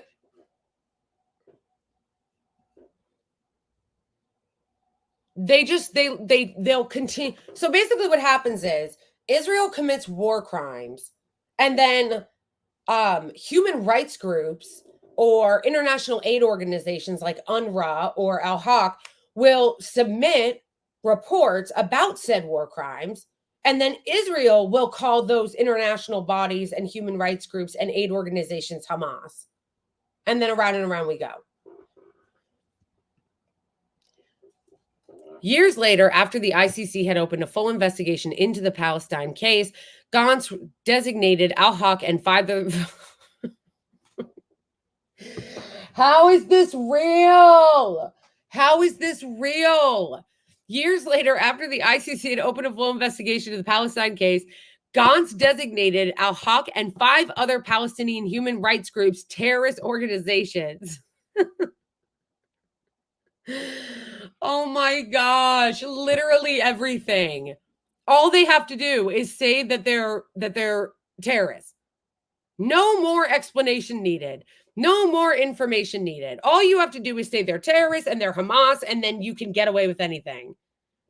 When are we going to learn? The thing that pisses me off the most is that the Western media still propagates this nonsense. You fools in the Western media repeated the lies and the propaganda about UNRWA over and over and over again until UNRWA was defunded. Over and over and over again until UNRWA was defunded. And now Palestinians are starving. When it's the same shit that they always do. It is the same shit that they always do. All they do is go, UNRWA's Hamas. Al-Haq is Hamas. It's anti-Semitic. It's a terrorist organization. And then they get defunded and they get harmed. And then the stupid ass, corrupt, propaganda, mainstream media in our country goes out and repeats it. Years later, after the ICC, I already read that, a label that was rejected by multiple European states and later found by the CIA to be unsupported by evidence. Would you look at that? Guys, are you shocked? Are you shocked? Are you shocked that it turned out that they later found out that, of course, there was no evidence for it, that they just call everything and anything Hamas, terrorism, and anti-Semitic, and it turns out they had zilch evidence for that? But this is why, again, I hate our media so much. I despise corporate and mainstream media in the West, because they should have known that when they came out with their claims about UNRWA and debunked it immediately and said, yeah, but you know what? The Israeli regime has a history of accusing human rights groups of doing this, so we need evidence. But none of them did. They just heard the story and they ran with it.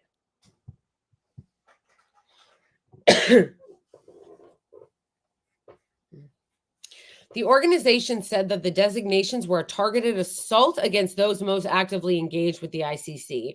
According to multiple current former intelligence officials, military cyber offensive teams in the Shin Bet both systematically monitored the employees of the Palestinian NGOs and the Palestinian Authority who were engaging with the ICC. Two intelligence sources described how the Israeli operatives hacked into the emails of al-Haq and other groups communicating with Bensouda's office. One of the sources said that Shin Bet even installed Pegasus spyware developed by the private sector NSO group on the phones of multiple Palestinian NGOs employees, as well as senior Palestinian Authority officials. First of all, again, how the fuck is this not illegal? How the fuck is this not illegal? Like, what is happening? This should be so illegal. Like, you like, how are you not in jail? I don't understand. And then, like, it's just like they're spying on them, but they're spying on them because they want to see the crimes that they're going to report about the Israeli regime. You notice that? Not once were any of these Israelis claiming that they were doing that because they thought they were going to find a terrorist. None of them were spying because they thought they were going to monitor Hamas. They were doing it because they wanted to know what the ICC knew about their war crimes. They wanted to know what the ICC knew about their crimes against the Palestinians. Keeping tabs on Palestinian submissions to the ICC inquiry was viewed as part of Shin Bet's mandate, but some army officials were concerned that spying on a foreign civilian entity crossed a line, as had little to do with military operations. It has nothing to do with Hamas. It has nothing to do with the stability in the West Bank, one military source said of the ICC surveillance. Another added, we used our resources to spy on Fatou Bensouda. This isn't something legitimate to do as military intelligence, which is basically what I just said. They're not even claiming that this had to do with watching for Hamas or some military objective. They literally are like, no, we're using resources to spy on this civilian entity, okay? Civilian entity, which again should be illegal, but we're doing it not because we fear that there's anything going on between the Palestinian Authority and the West Bank or Hamas. No. We're doing it because we want to see what the NGOs and civilian, humanitarian groups are reporting about our war crimes. Like, insane. Secret meeting with ICC. Legitimate or otherwise, the surveillance of the ICC, legitimate or otherwise, we know it wasn't legitimate. What do you mean legitimate or otherwise? Or otherwise. The surveillance of the ICC and Palestinians making the case for the prosecutions against Israelis provided the Israeli government with an advantage in a secret back channel it had opened with the prosecutor's office. Israel's meeting with the ICC were highly sensitive. If made public, they had the potential to undermine the government's official position that it did not recognize the court's authority. Also, we should say, who cares if they don't recognize the court's authority? Who cares? You're the ones always crying, saying Israel has a right to exist. We have a right to exist. Israel has a right to exist. So who cares if you don't recognize the court's authority? Well, we don't recognize you. According to 6 sources familiar with the meetings, they considered of a delegation of top government lawyers and diplomats who traveled to The Hague. 2 sources said the meetings were authorized by Netanyahu. The Israeli delegation was drawn from the Justice Ministry, Foreign Ministry, and Military Advocate General's office. The meeting took place between 2017 and 2019 and were led by the prominent Israeli lawyer and diplomat Tal Becker. In the beginning, it was tense, recalled a former ICC official. We would get into details of specific incidents. We'd say we're receiving allegations about these attacks, these killings, and they would provide us with information. A person with direct knowledge of Israel's preparation for the Backchannel meeting said officials in the Justice Ministry were furnished with intelligence that had been gleaned from Israel's surveillance intercepts before the delegations arrived at The Hague. The lawyer who dealt with the issues at the Justice Ministry had a big thirst for intelligence information, they said. Okay. For the Israelis, the Backchannel meetings, while sensitive, presented a new, unique opportunity to directly present legal arguments challenging the prosecutor's jurisdiction over the Palestinian territories. Of course, you would say that. Yeah, exactly. They also sought to convince the prosecutors that despite the Israeli military's highly questionable record of investigating wrongdoing on its ranks, yeah, seriously, it's a serious joke when the Israeli regime goes, we're looking into it ourselves. Yeah, we're investigating ourselves, guys. Yeah, we're doing the investigation. We're looking into it. Like, highly questionable record of investigating wrongdoings in its own ranks. It had robust procedures for holding its armed forces to account. This was a critical issue for Israel. A core ICC principle known as complementarity prevents the prosecutor from investigating or trying individuals if they are the subject of credible state-level investigations or criminal proceedings. Israeli surveillance operatives were asked to find out which specific incidents might form part of a future ICC prosecution. Multiple sources said in order to enable the Israeli investigative bodies to open investigations retroactively in some cases. If materials were transferred to the ICC, then we had to understand exactly what they were to ensure that the IOF investigated them independently and sufficiently so that they could claim complementarity. Wow, they're such gaslighters. Way to try to turn it around. Israel's Backchannel meeting with the ICC ended in December 2019 when Bensouda, announcing the end of her preliminary examination, said that she believed there was reasonable basis to conclude that Israel and Palestinian armed groups had both committed war crimes in occupied territories. So you basically just both sides did? Really? That was it? Gotcha. Because that's what she's saying. I completed my preliminary investigation and found that both sides should apologize. Because what does Hamas have to do with this? Literally nothing. It was a significant setback for Israelis leaders, although it could have been worse, in a move that some in the government regarded as a partial vindication of Israel's lobbying efforts. Bensouda stopped short of launching a formal investigation. Okay, so... Okay. So I guess I spoke too soon when I gave her credit. I guess I spoke too soon when I gave her credit. Okay. I'm taking back your queen status. Okay. Yeah, no credit anymore. Yeah, exactly. Old Bony Bird. Old Bony Bird said both are guilty, so neither are guilty. Yeah, exactly. It's both sidesism. And basically, in my lead up, my video I was making prepping for this, I was like, oh, she's awesome because she didn't back down to their pressure. Sorry that I spoke too soon because I hadn't gotten through the whole article yet. She did bow to their pressure. Now, look, I understand that it's very scary being attacked like that by this like genocidal regime, but at the same time, she basically did exactly what they wanted. She both sides did, and then she didn't launch a formal investigation, which she should have.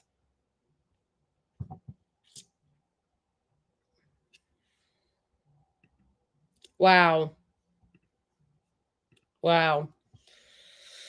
Instead, she announced that she would ask a panel of ICC judges to rule on the contentious question of the court's jurisdiction over the Palestinian territory. So she kicked the ball down the road. She kicked the can due to the unique and highly contested legal and factual issues.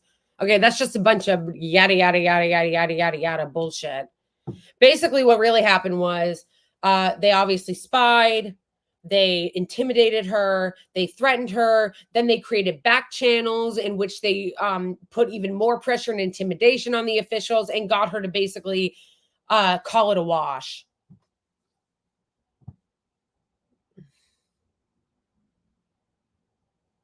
Yeah, old Boney Bird, you're right. That's exactly what they're doing.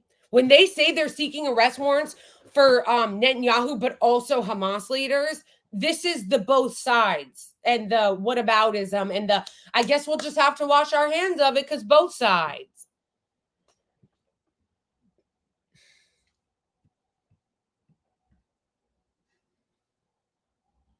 Yet Bensouda had made clear that she was minded to open a full investigation if the judges gave her the green light. It was against this backdrop that Israel ramped up its campaign against the ICC and turned to its top spy chief to turn up the heat on Bensouda personally. That's just so crazy. The lobbying of these people is amazing. Like the amount of money that these people put into lobbying is incredible.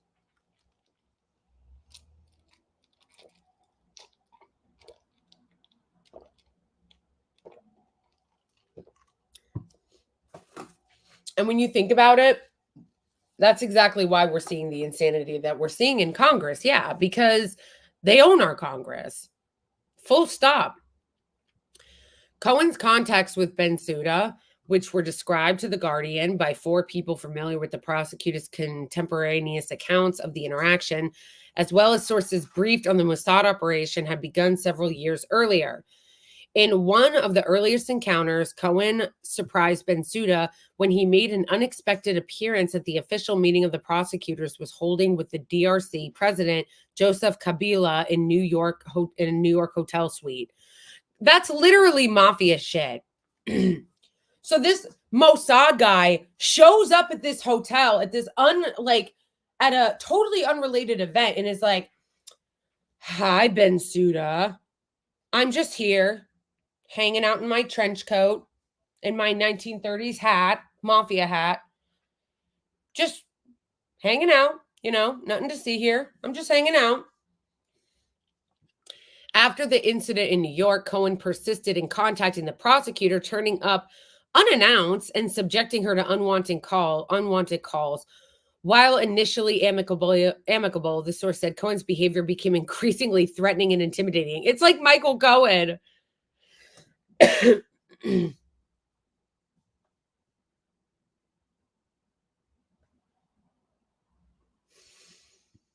Wait, no, I agree with Khan. Yeah, I'm not saying that no one should be charged with war crimes for October 7th. Like, honestly, if you really want what I think was one of the biggest crimes of October 7th was that Hamas shot a dog. Okay, they Christie gnomed a dog. That actually was one of the most upsetting things I saw. Like, honestly, and I don't mean that trying to diminish obviously the death of human beings, but I don't know about you guys, but there's something about seeing an animal specific, especially a dog, but an animal in general getting killed that really just is hard for me to handle.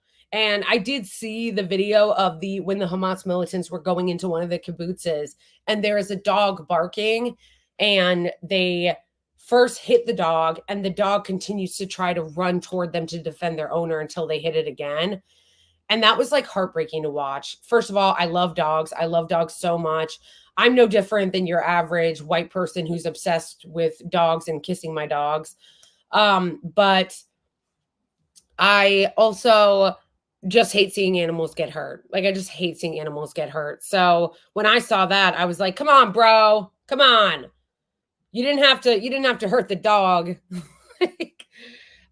So anyway, but in all seriousness, I'm not opposed to any of the leaders of Hamas, whatever, being held for war crimes when it comes to taking hostages, but you can't hold them accountable for targeting military officials when you say it's okay for Israel to target military officials.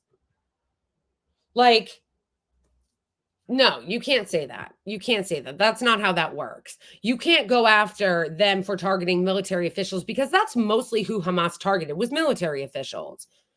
They obviously took hostages because they wanted to exchange them for the hostages that the Israeli regime is holding. Because no one ever talks about that. That's why Hamas took the hostages. They wanted to get their hostages back. The Israeli regime holds thousands of Palestinians hostage in jails for crimes they did not commit.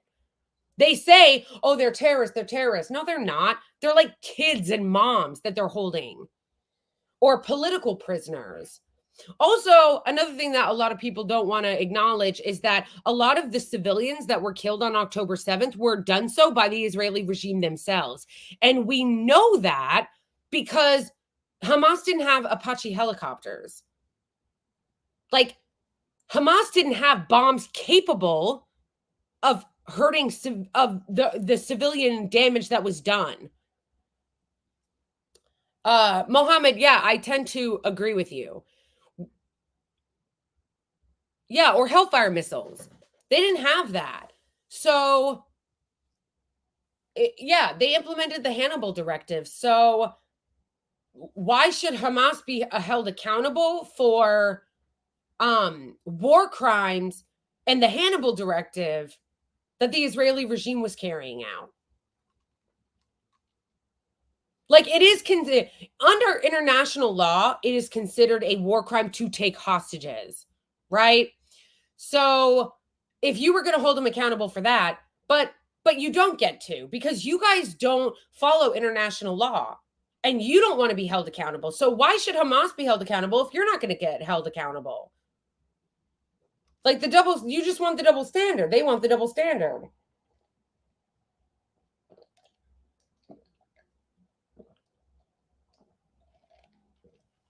Also, if we really want to go down the road of self-defense, there could also be an argument made that what the resistance did on October 7th was self-defense.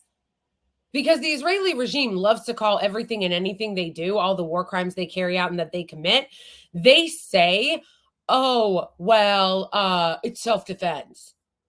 They say it's self-defense. Okay, so can't Hamas say the same thing?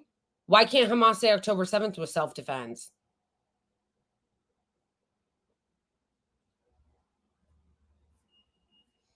Garam, I know that. It's horrible. No, Garam, I get it. I get it. It's just hard to watch, especially if you're an animal lover. But you're right. It happens in the US all the time too. I saw a horrific video of a police officer as they were trying to go after this random homeless guy. Like, they shot his dog. It was so horrible.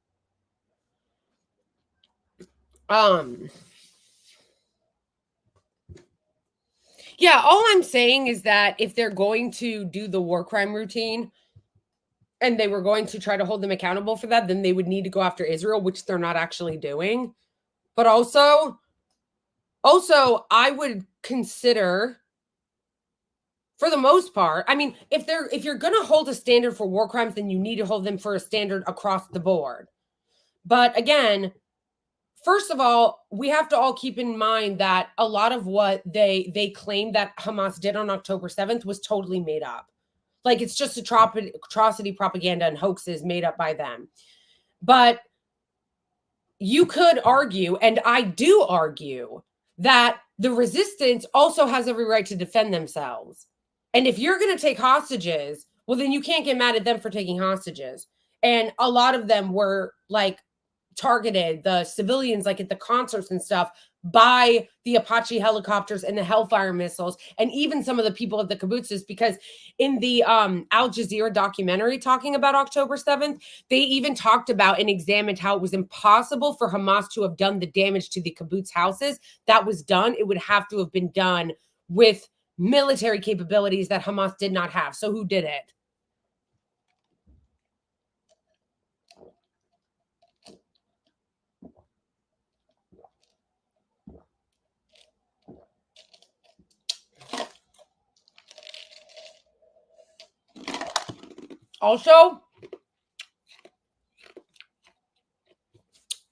Also, another thing about October 7th that I think one of your things.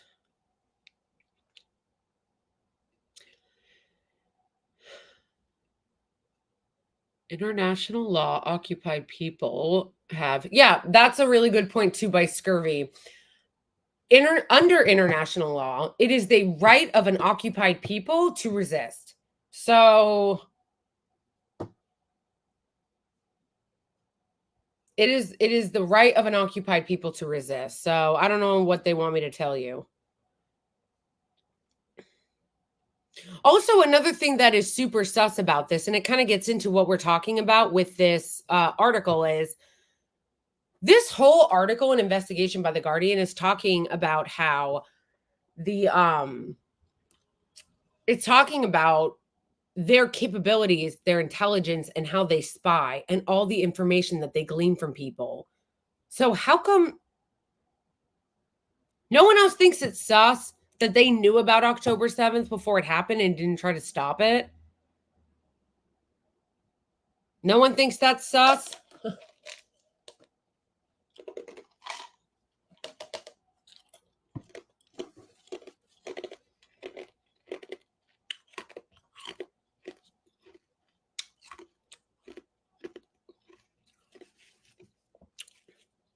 Yeah, that's true.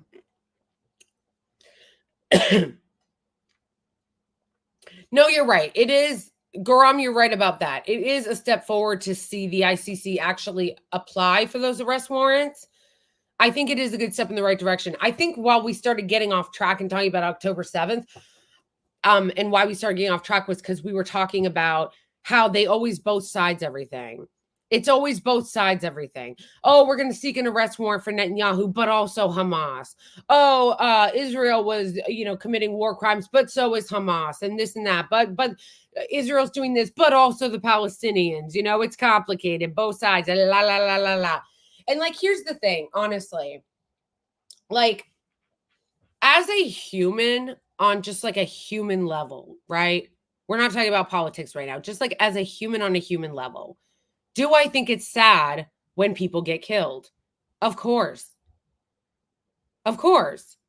I think it's sad when anyone gets killed. But when we're talking about what happened on October 7th, not only was the Israeli regime responsible for that, responsible for the Apache helicopters and Hannibal directive, but responsible for not stopping it because they had the intelligence and they let it happen. But also, occupied people have a right to resist. And you cannot keep people in a concentration camp, in an open air prison, and think that they are not going to fight back, and think that they're not going to resist. And not only do they have a right to resist under international law, it's, in my opinion, I understand why. And so two things can be true at once. I can say, yeah, lives were lost and that's sad, but I do not condemn them. I do not. Do you condemn Hamas? No.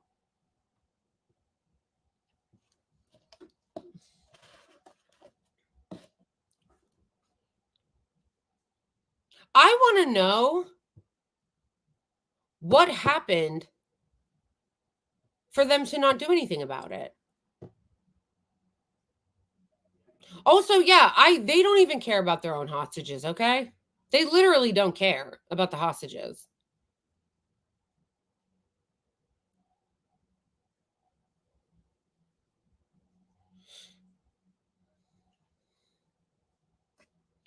I don't know. I just think all the information surrounding the lead up to October 7th is so sus. How do you live in a surveillance state like the Israeli regime and have the intelligence before it happened and have that type of Fort Knox security and have the capabilities and spyware that they have to where they were able to spy on the ICC, but you didn't do anything before 10/7? Make it make sense. because the math is not mathing there.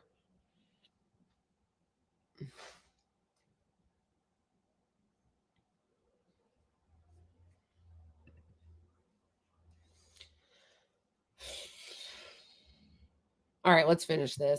After the incident in New York, Cohen persisted contacting the prosecutor, turning up unannounced and subjecting her to unwanted calls. While initially amicable, the source said Cohen's behavior became increasingly threatening and intimidating. A close ally of Netanyahu at the time, Cohen was a veteran of Mossad's spy master and had gained a reputation within the service as a skilled recruiter of agents with experience cultivating high-level officials in foreign governments. Okay, so you had all that talent supposedly, and you had all that, but you couldn't figure out October 7th, like before it happened. Sus. Accounts of his secret meetings with Bensouda paint a picture in which he sought to build a relationship with the prosecutor as he attempted to dissuade her from pursuing an investigation that, if it went ahead, could embroil senior Israeli officials. 3 sources briefed on Cohen's activities said that they understood the spy chief had tried to recruit Bensouda into complying with Israel's demands during the period in which she was waiting for a ruling from the pre-trial chamber. They said that he became more threatening after he began to realize that the prosecutor would not be persuaded to abandon the investigation. At one stage, Cohen is said to have made comments about Bensouda's security and a thinly veiled threat about the consequences of her career if she proceeded. Contacted by The Guardian, Cohen and Kabila did not respond to requests for comments, but Bensouda declined to comment. I mean, that's what's really disappointing. That's what's really disappointing about the whole thing.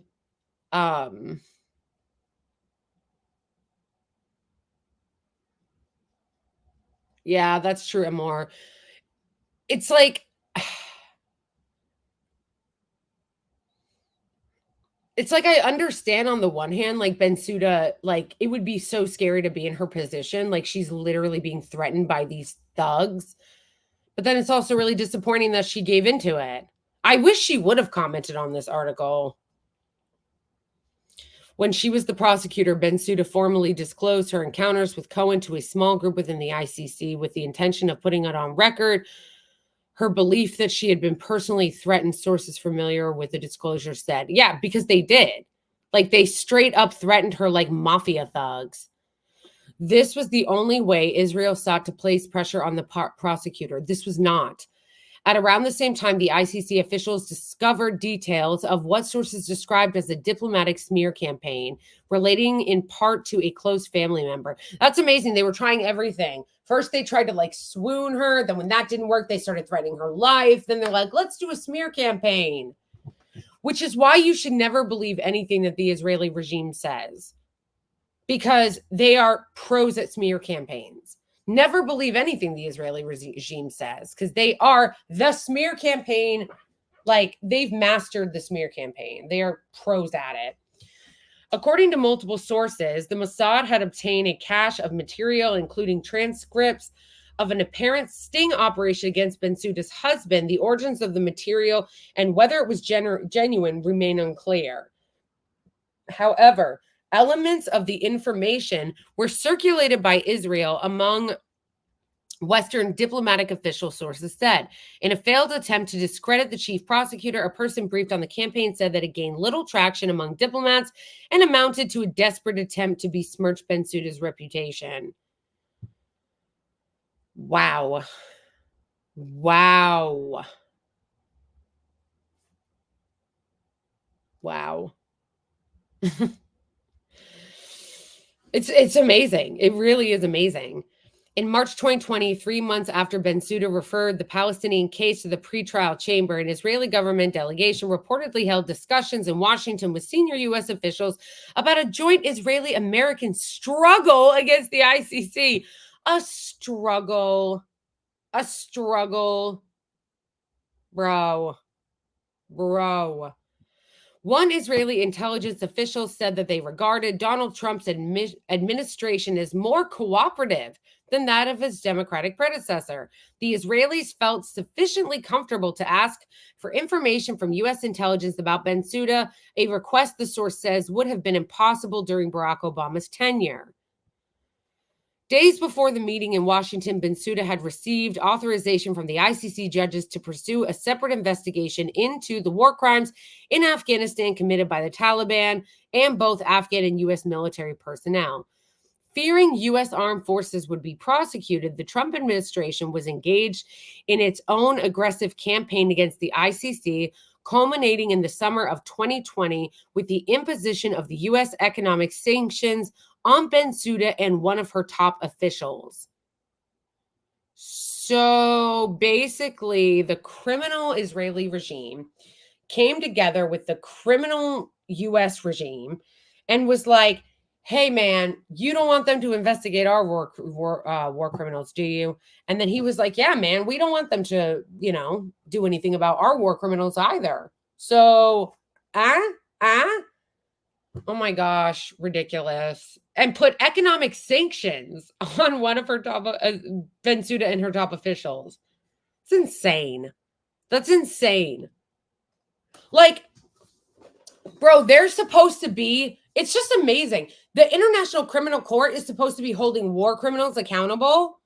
And instead of holding war criminals accountable, the U.S. and the Israeli regime are coming together to smear the ICC prosecutor and threaten the ICC prosecutor and put sanctions on the ICC prosecutor to make sure that she doesn't do her job, the job of holding war criminals accountable.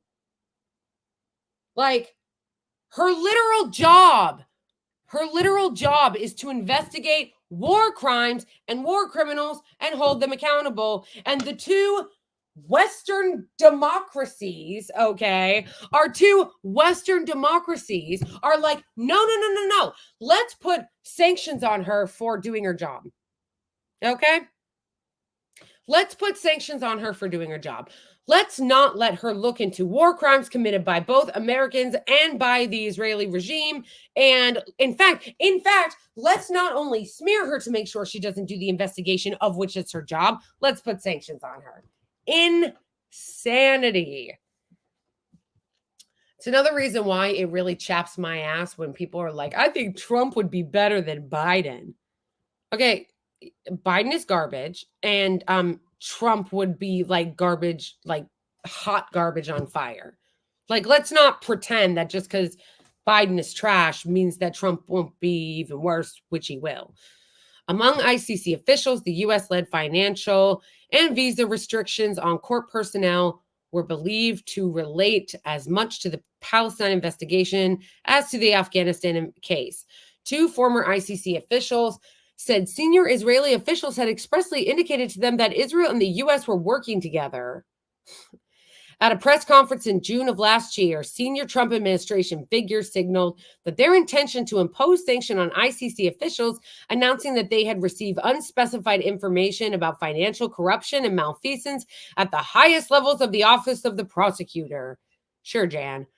As well as referring to the Afghanistan case, Mike Pompeo, who's also a war criminal, Trump's Secretary of State linked the U.S. measures to the Palestine case. It's clear that the ICC is only putting Israel in its crosshairs for nakedly political purposes.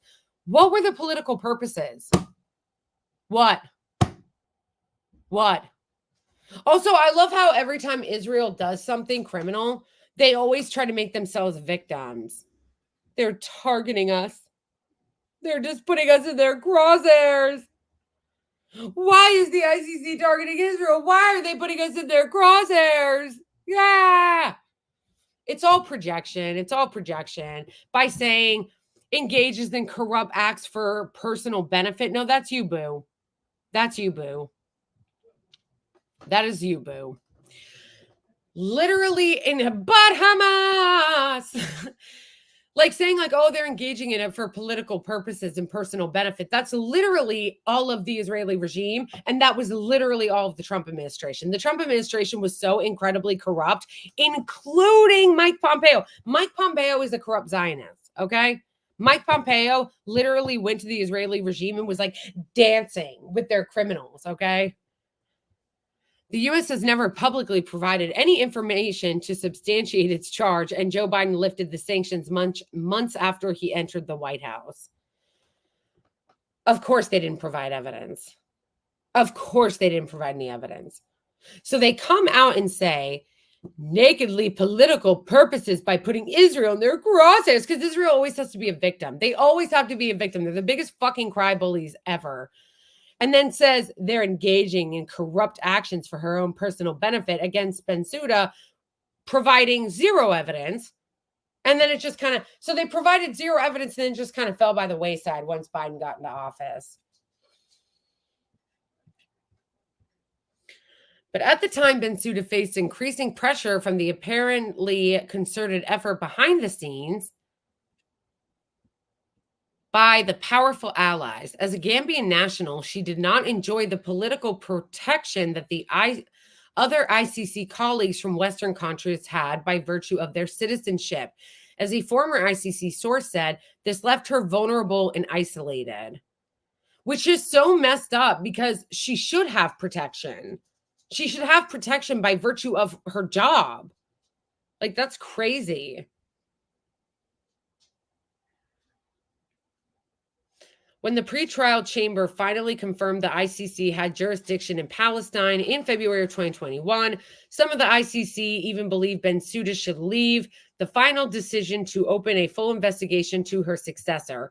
On March 3rd, however, before the end of the 9-year term, Bensouda announced a full investigation in the Palestinian case, setting in motion a process that could lead to criminal charges, though she cautioned the next phase could take time. Any investigation undertaken by the office will be conducted independently, impartially, and objectively without fear or favor, she said. To both Palestinian and Israeli victims, affected communities, we urge patience. But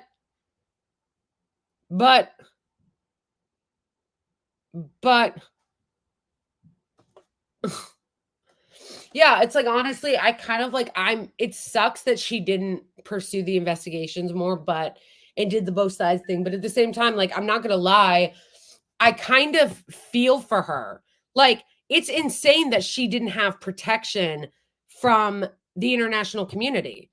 So what is she supposed to do? Like, if she had done it, who knows what the US or what the Israeli regime would have done to her? How is she supposed to carry out these investigations without fear or favor when she has no diplomatic protection? It's just crazy. When Khan took the helm at the ICC prosecutor's office in June of 2021, he inherited an investigation he later said lies on the San Andreas fault of international politics and strategic interests. As he took office, other investigations, including on the events of the Philippines, DRC, Afghanistan, and Bangladesh, competed for his attention. And in March, 22 days after Russia launched its invasion into Ukraine, he opened a high-profile investigation into alleged Russian war crimes. Oh, I told you guys that this stream was not going to be for the faint of heart, okay? I told you guys that this was going to be it was going to be a dense article, and then it was going to take a while to go through. So stretching. It's going to take a minute to go through.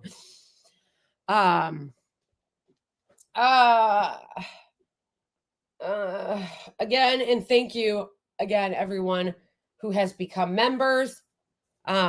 Thank you to everyone, again, who has become members to my YouTube or my Ko-Fi and who has donated super chats or super thanks.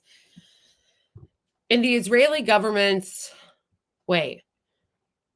initially, the politically sensitive Palestine inquiry was not treated as a priority by the British prosecutor's team, sources familiar with the case said. One said that it was in effect on a shelf, but Khan's office disputes this and said that it was established a dedicated investigative team to take the inquiry forward. In Israel, the government's top lawyer regarded Khan, who had previously defended warlords such as the former Liberian president Charles Taylor, as a more cautious prosecutor than Bensouda. One former senior Israeli official said that there were lots of respect for Khan. I like that threat. We got a lot of respect. We got a lot of respect for Khan.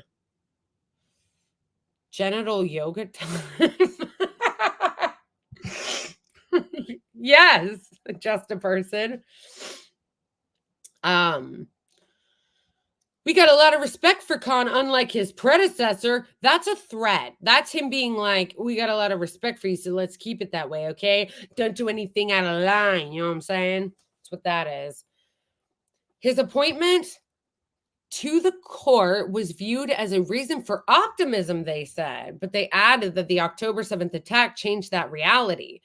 The Hamas assault on southern Israel, in which Palestinian militants killed nearly 1,200 Israelis and kidnapped about 250, clearly involved brazen war crimes. Okay, one thing I'm going to point out that they always do, which is like they never do it when it comes to America or like Russia, is they never specify that, like, I think it was only like 700 were not soldiers. Like, we always separate soldiers. Like, if they're soldiers, we don't count them, right? Like, think about how when we're talking about Palestinian civilians getting killed by the Israeli regime, they always go, don't count Hamas, only count women and children, don't count Hamas. Okay, so then why are you saying 1,200 Israelis when at least 450 of them were soldiers?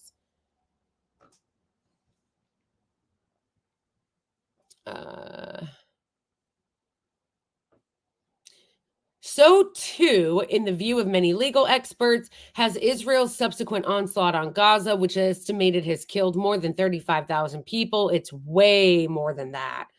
And brought the territory to the brink of famine through Israel's obstruction of humanitarian aid, which is also a war crime, by the way. By the end of the third week of Israelis' bombardment of Gaza, Khan was on the ground at the Rafah border crossing. He subsequently made visits to the West Bank and southern Israel, where he was invited to meet with survivors of the October 7th attack and the relatives of people who had been killed. In February of 2024, Khan issued a strongly worded statement. Oh my gosh. Whenever they say strongly worded statement, you know it's like absolutely useless. To Netanyahu's legal advisors, interpreted as the ominous sign. In the post on X, he in effect warned Israel against launching an assault on Rafah, Gaza's southernmost city, where more than 1 million displaced people were sheltering at the time. I'm deeply concerned by the reported bombardment and potential ground incursion by Israeli forces in Rafah, he wrote. Those who do not comply with the law should not complain later when my office takes action. See, and then he's warning them and warning them and warning them and warning them and warning them and warning them and warning them and warning them. Guys, don't do it. Don't do it. Don't go into Rafah, giving them all these chances. But why did they go into Rafah anyway? Because they don't expect any consequences. Because they never get held accountable for anything. So they don't get held accountable for anything. So why should they be afraid to go in?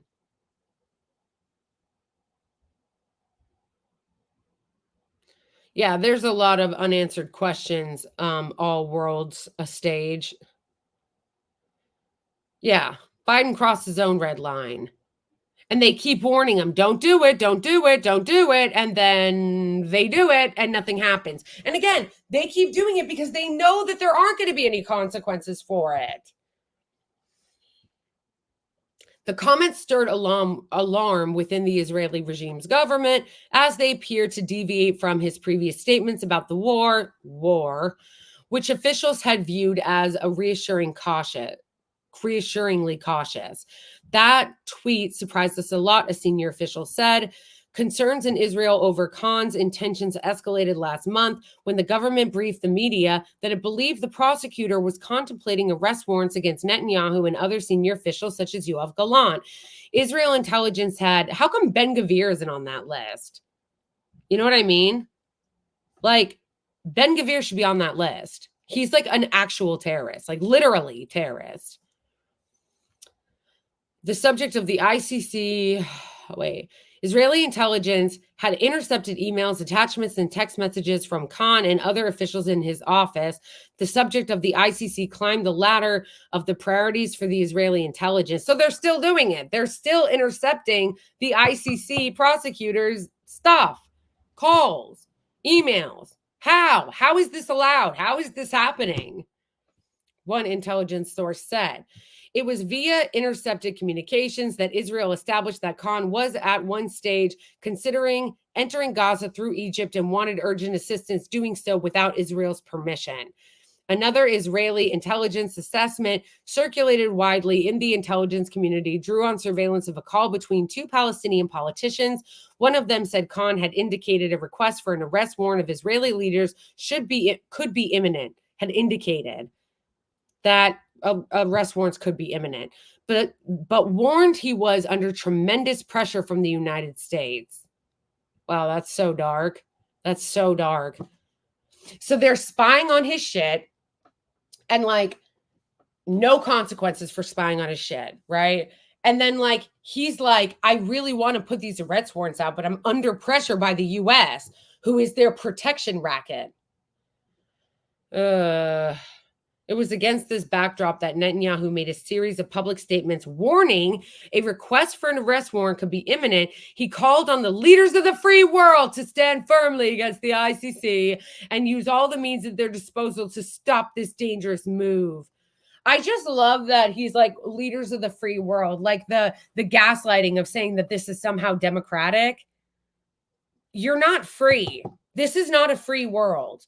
If this was a free democratic world, a free world where the rule of law prevailed and democratic order prevailed, you would be in jail already. You would be in jail already. He added, branding Israel's leaders and soldiers as war criminals will pour jet fuel on the fires of anti-Semitism. You got that, guys? Holding him accountable for being a war criminal is actually anti-Semitism.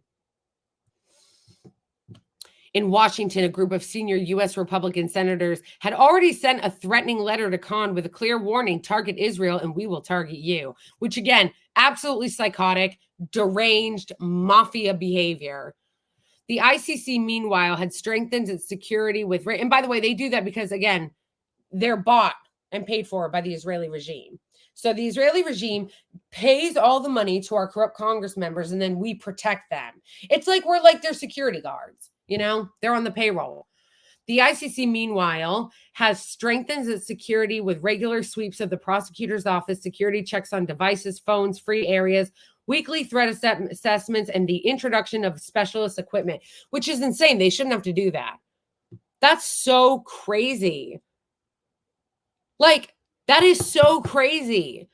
The ICC, you guys, the International Criminal Court should not have to strengthen its security with regular sweeps of the prosecutor's office, security checks on devices and phones. For what? Because they're afraid that the Israeli regime is spying on them, because they are. Like, how crazy is that? You're having to put all this stuff on your phone and on your security so that the psychotic regime isn't spying? Or to try to stop them from spying? It's just so insane. This is so insane. Several forms of threat and communications that could be viewed as attempts to unduly influence its activities. Again, this is why it's a joke when the United States says that we care about the rule of law. LOL. Rule of law and international order. Seriously, I never want to hear that again. I never want to hear that again. Oh, the U.S. cares so much about the rule of law and international order and democracy. Really? Then why are you thugs protecting the thugs over at the Israeli regime while they threaten and spy on the International Criminal Court?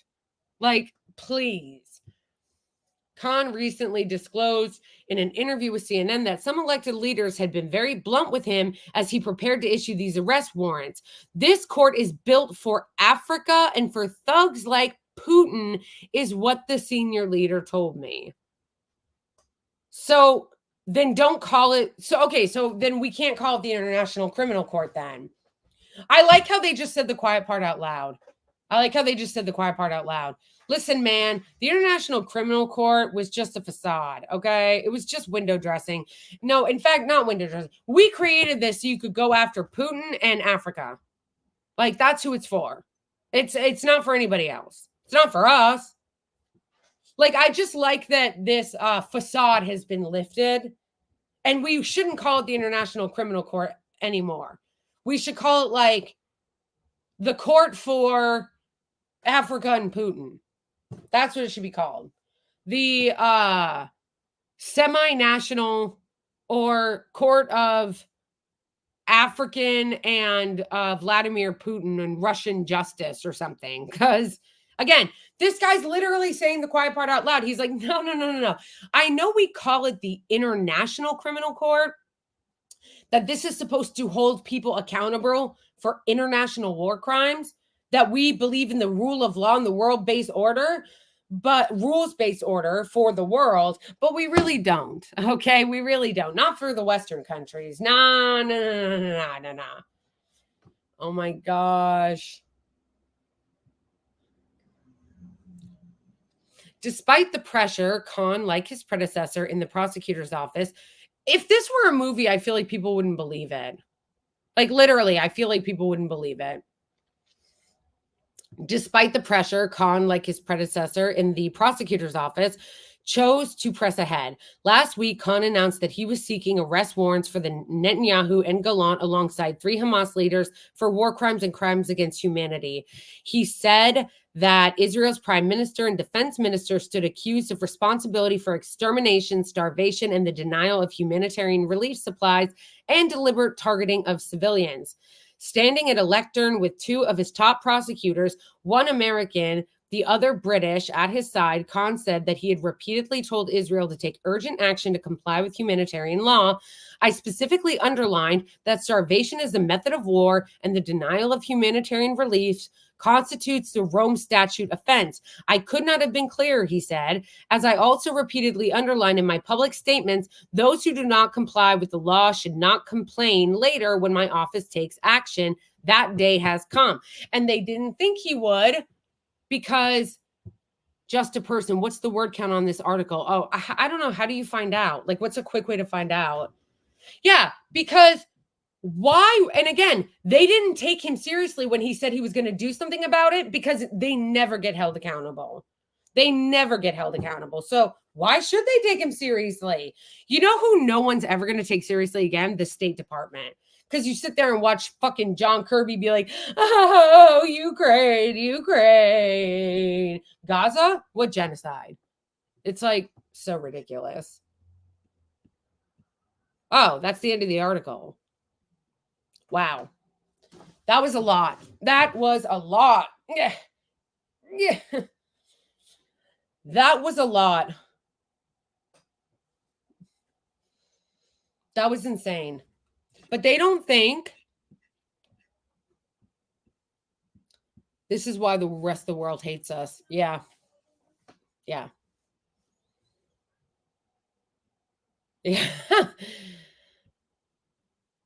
And also, what other country gets warnings like that, you know? Like, this guy's letting them know, hey, listen, guys, I warned you over and over and over again. Stop starving people. Stop letting your demons block humanitarian aid at the crossing. Stop trying to use food as a weapon of war and starvation. Like, warning after warning after warning after warning, and then they go and do it anyway. And the reason why, like, how many countries get warnings like, hey, man, they're like talking to them like they're like children. Like, you get 3 warnings, okay? You get 3. And if you do the 3rd time, we're finally going to hold you accountable if you do. Like, how many people get those warnings? And like, again, the reason why the Israeli regime keeps moving forward with their war crimes is because they never expect to be held accountable. They look at Khan and they're like, I don't care if you tell us not to commit war crimes. We're going to do it anyway because we never get held accountable for shit. We never get held accountable for shit. And if someone tries to hold us accountable, we'll get our daddy over at the U.S. to protect us, our bodyguards over at the U.S. to protect us. Yeah, and then they're like, why do people hate us? Why do people hate us? They hate us because they hate us. Like, then they say, oh, well, they just hate us. You know, Iran hates us because of our freedoms. You know, that's why they hate us. No, they hate us because of shit like this.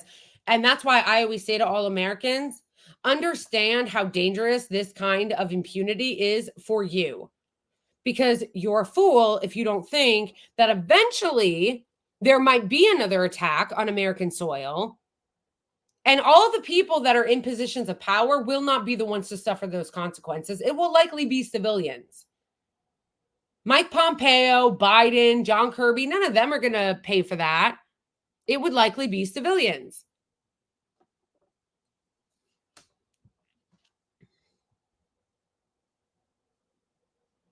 It's so insane. It really is.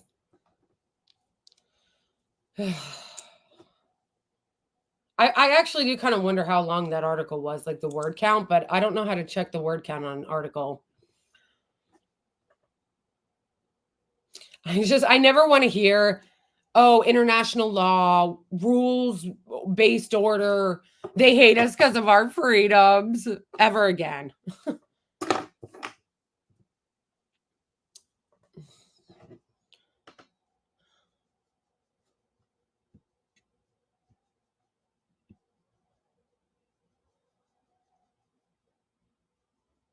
And none of this is for us, by the way. Like, I feel like there's still this like holdover that like Americans think that like they're doing this somewhat to protect us or for us. Nah, they don't care about their own citizens. Not at all. Not at all. They do not care about their own citizens one bit.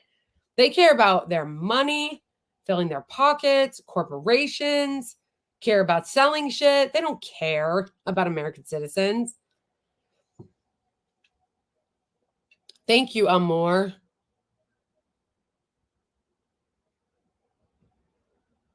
Yeah.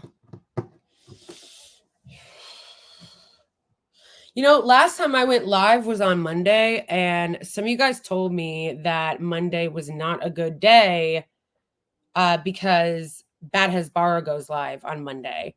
So what are for those of you who are still here, what is a good day for you for lives?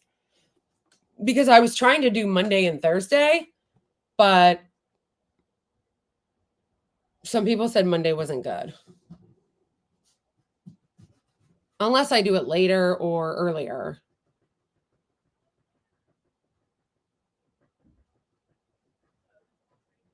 I wish I could do it every day, old bony bird. I wish I could do it every day. I mean, maybe it will come to a point where I can, but I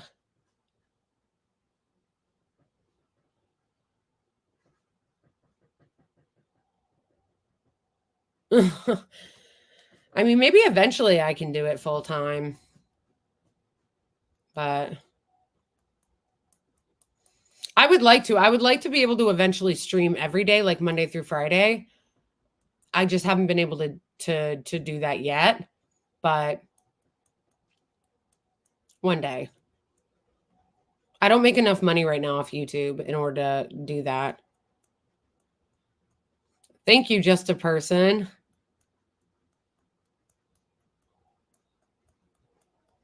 Yeah, that's true.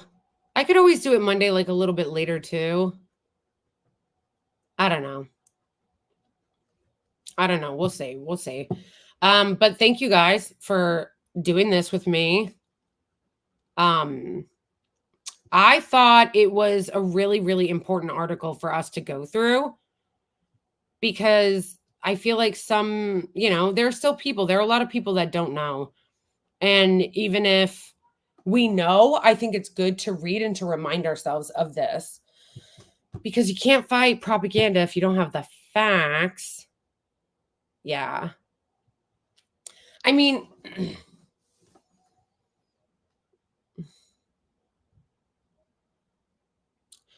the super chats.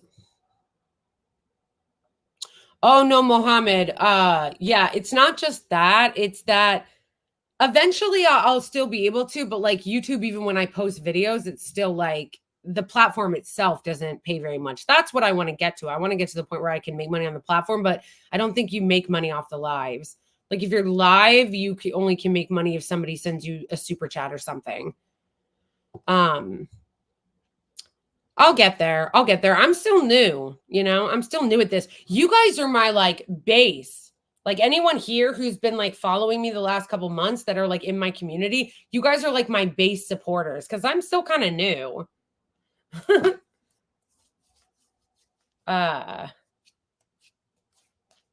Oh yeah, totally. Amora, I see what you're saying, and I do consume so much news, but that's why we also make jokes here. That's why we also make jokes here. You have to laugh so that you don't cry all the time. Yeah, Germ, I think that you're right about that, and it can help with that. I agree. But you know, I'm still new, so for now, I'm going to try to do Mondays and Thursdays. Yes, I'm a baby tuber. Yeah, so but we'll get there. I mean, you guys are with me, and this is like the very beginning. You guys are like my base. So, yeah. Where's the fucking apartheid? I don't know. Ask him. Ask him. Listen, you fucks. Ask him where the apartheid is.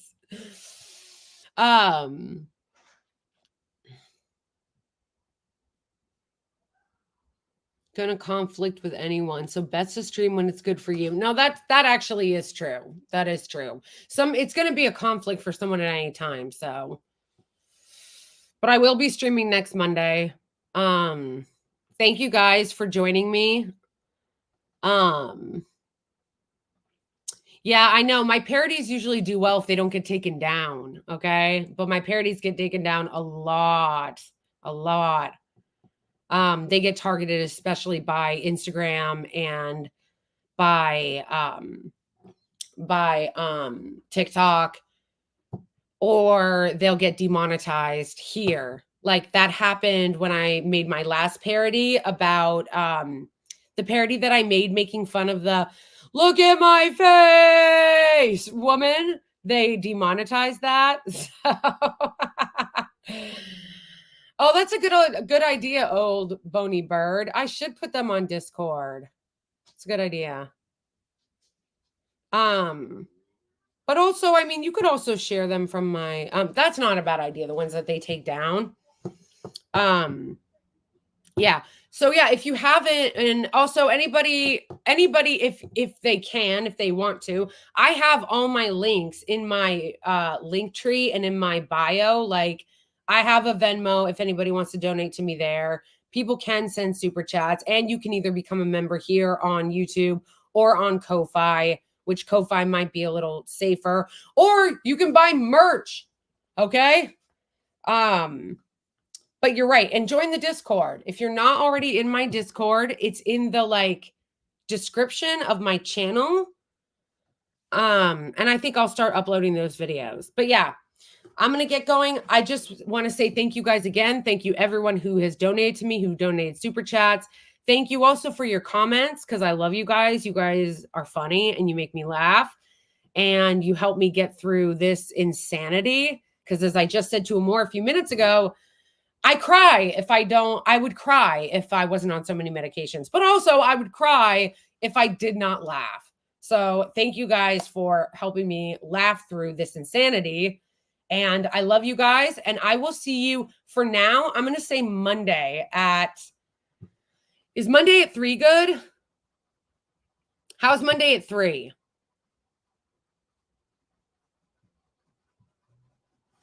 Bye, Coronado.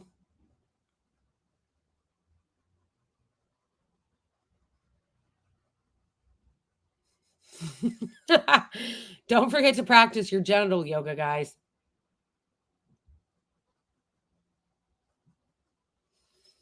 Hey, JT. Hey, JT, as soon as I post this live, the whole thing will be on YouTube and you can watch it. First, when you were making fun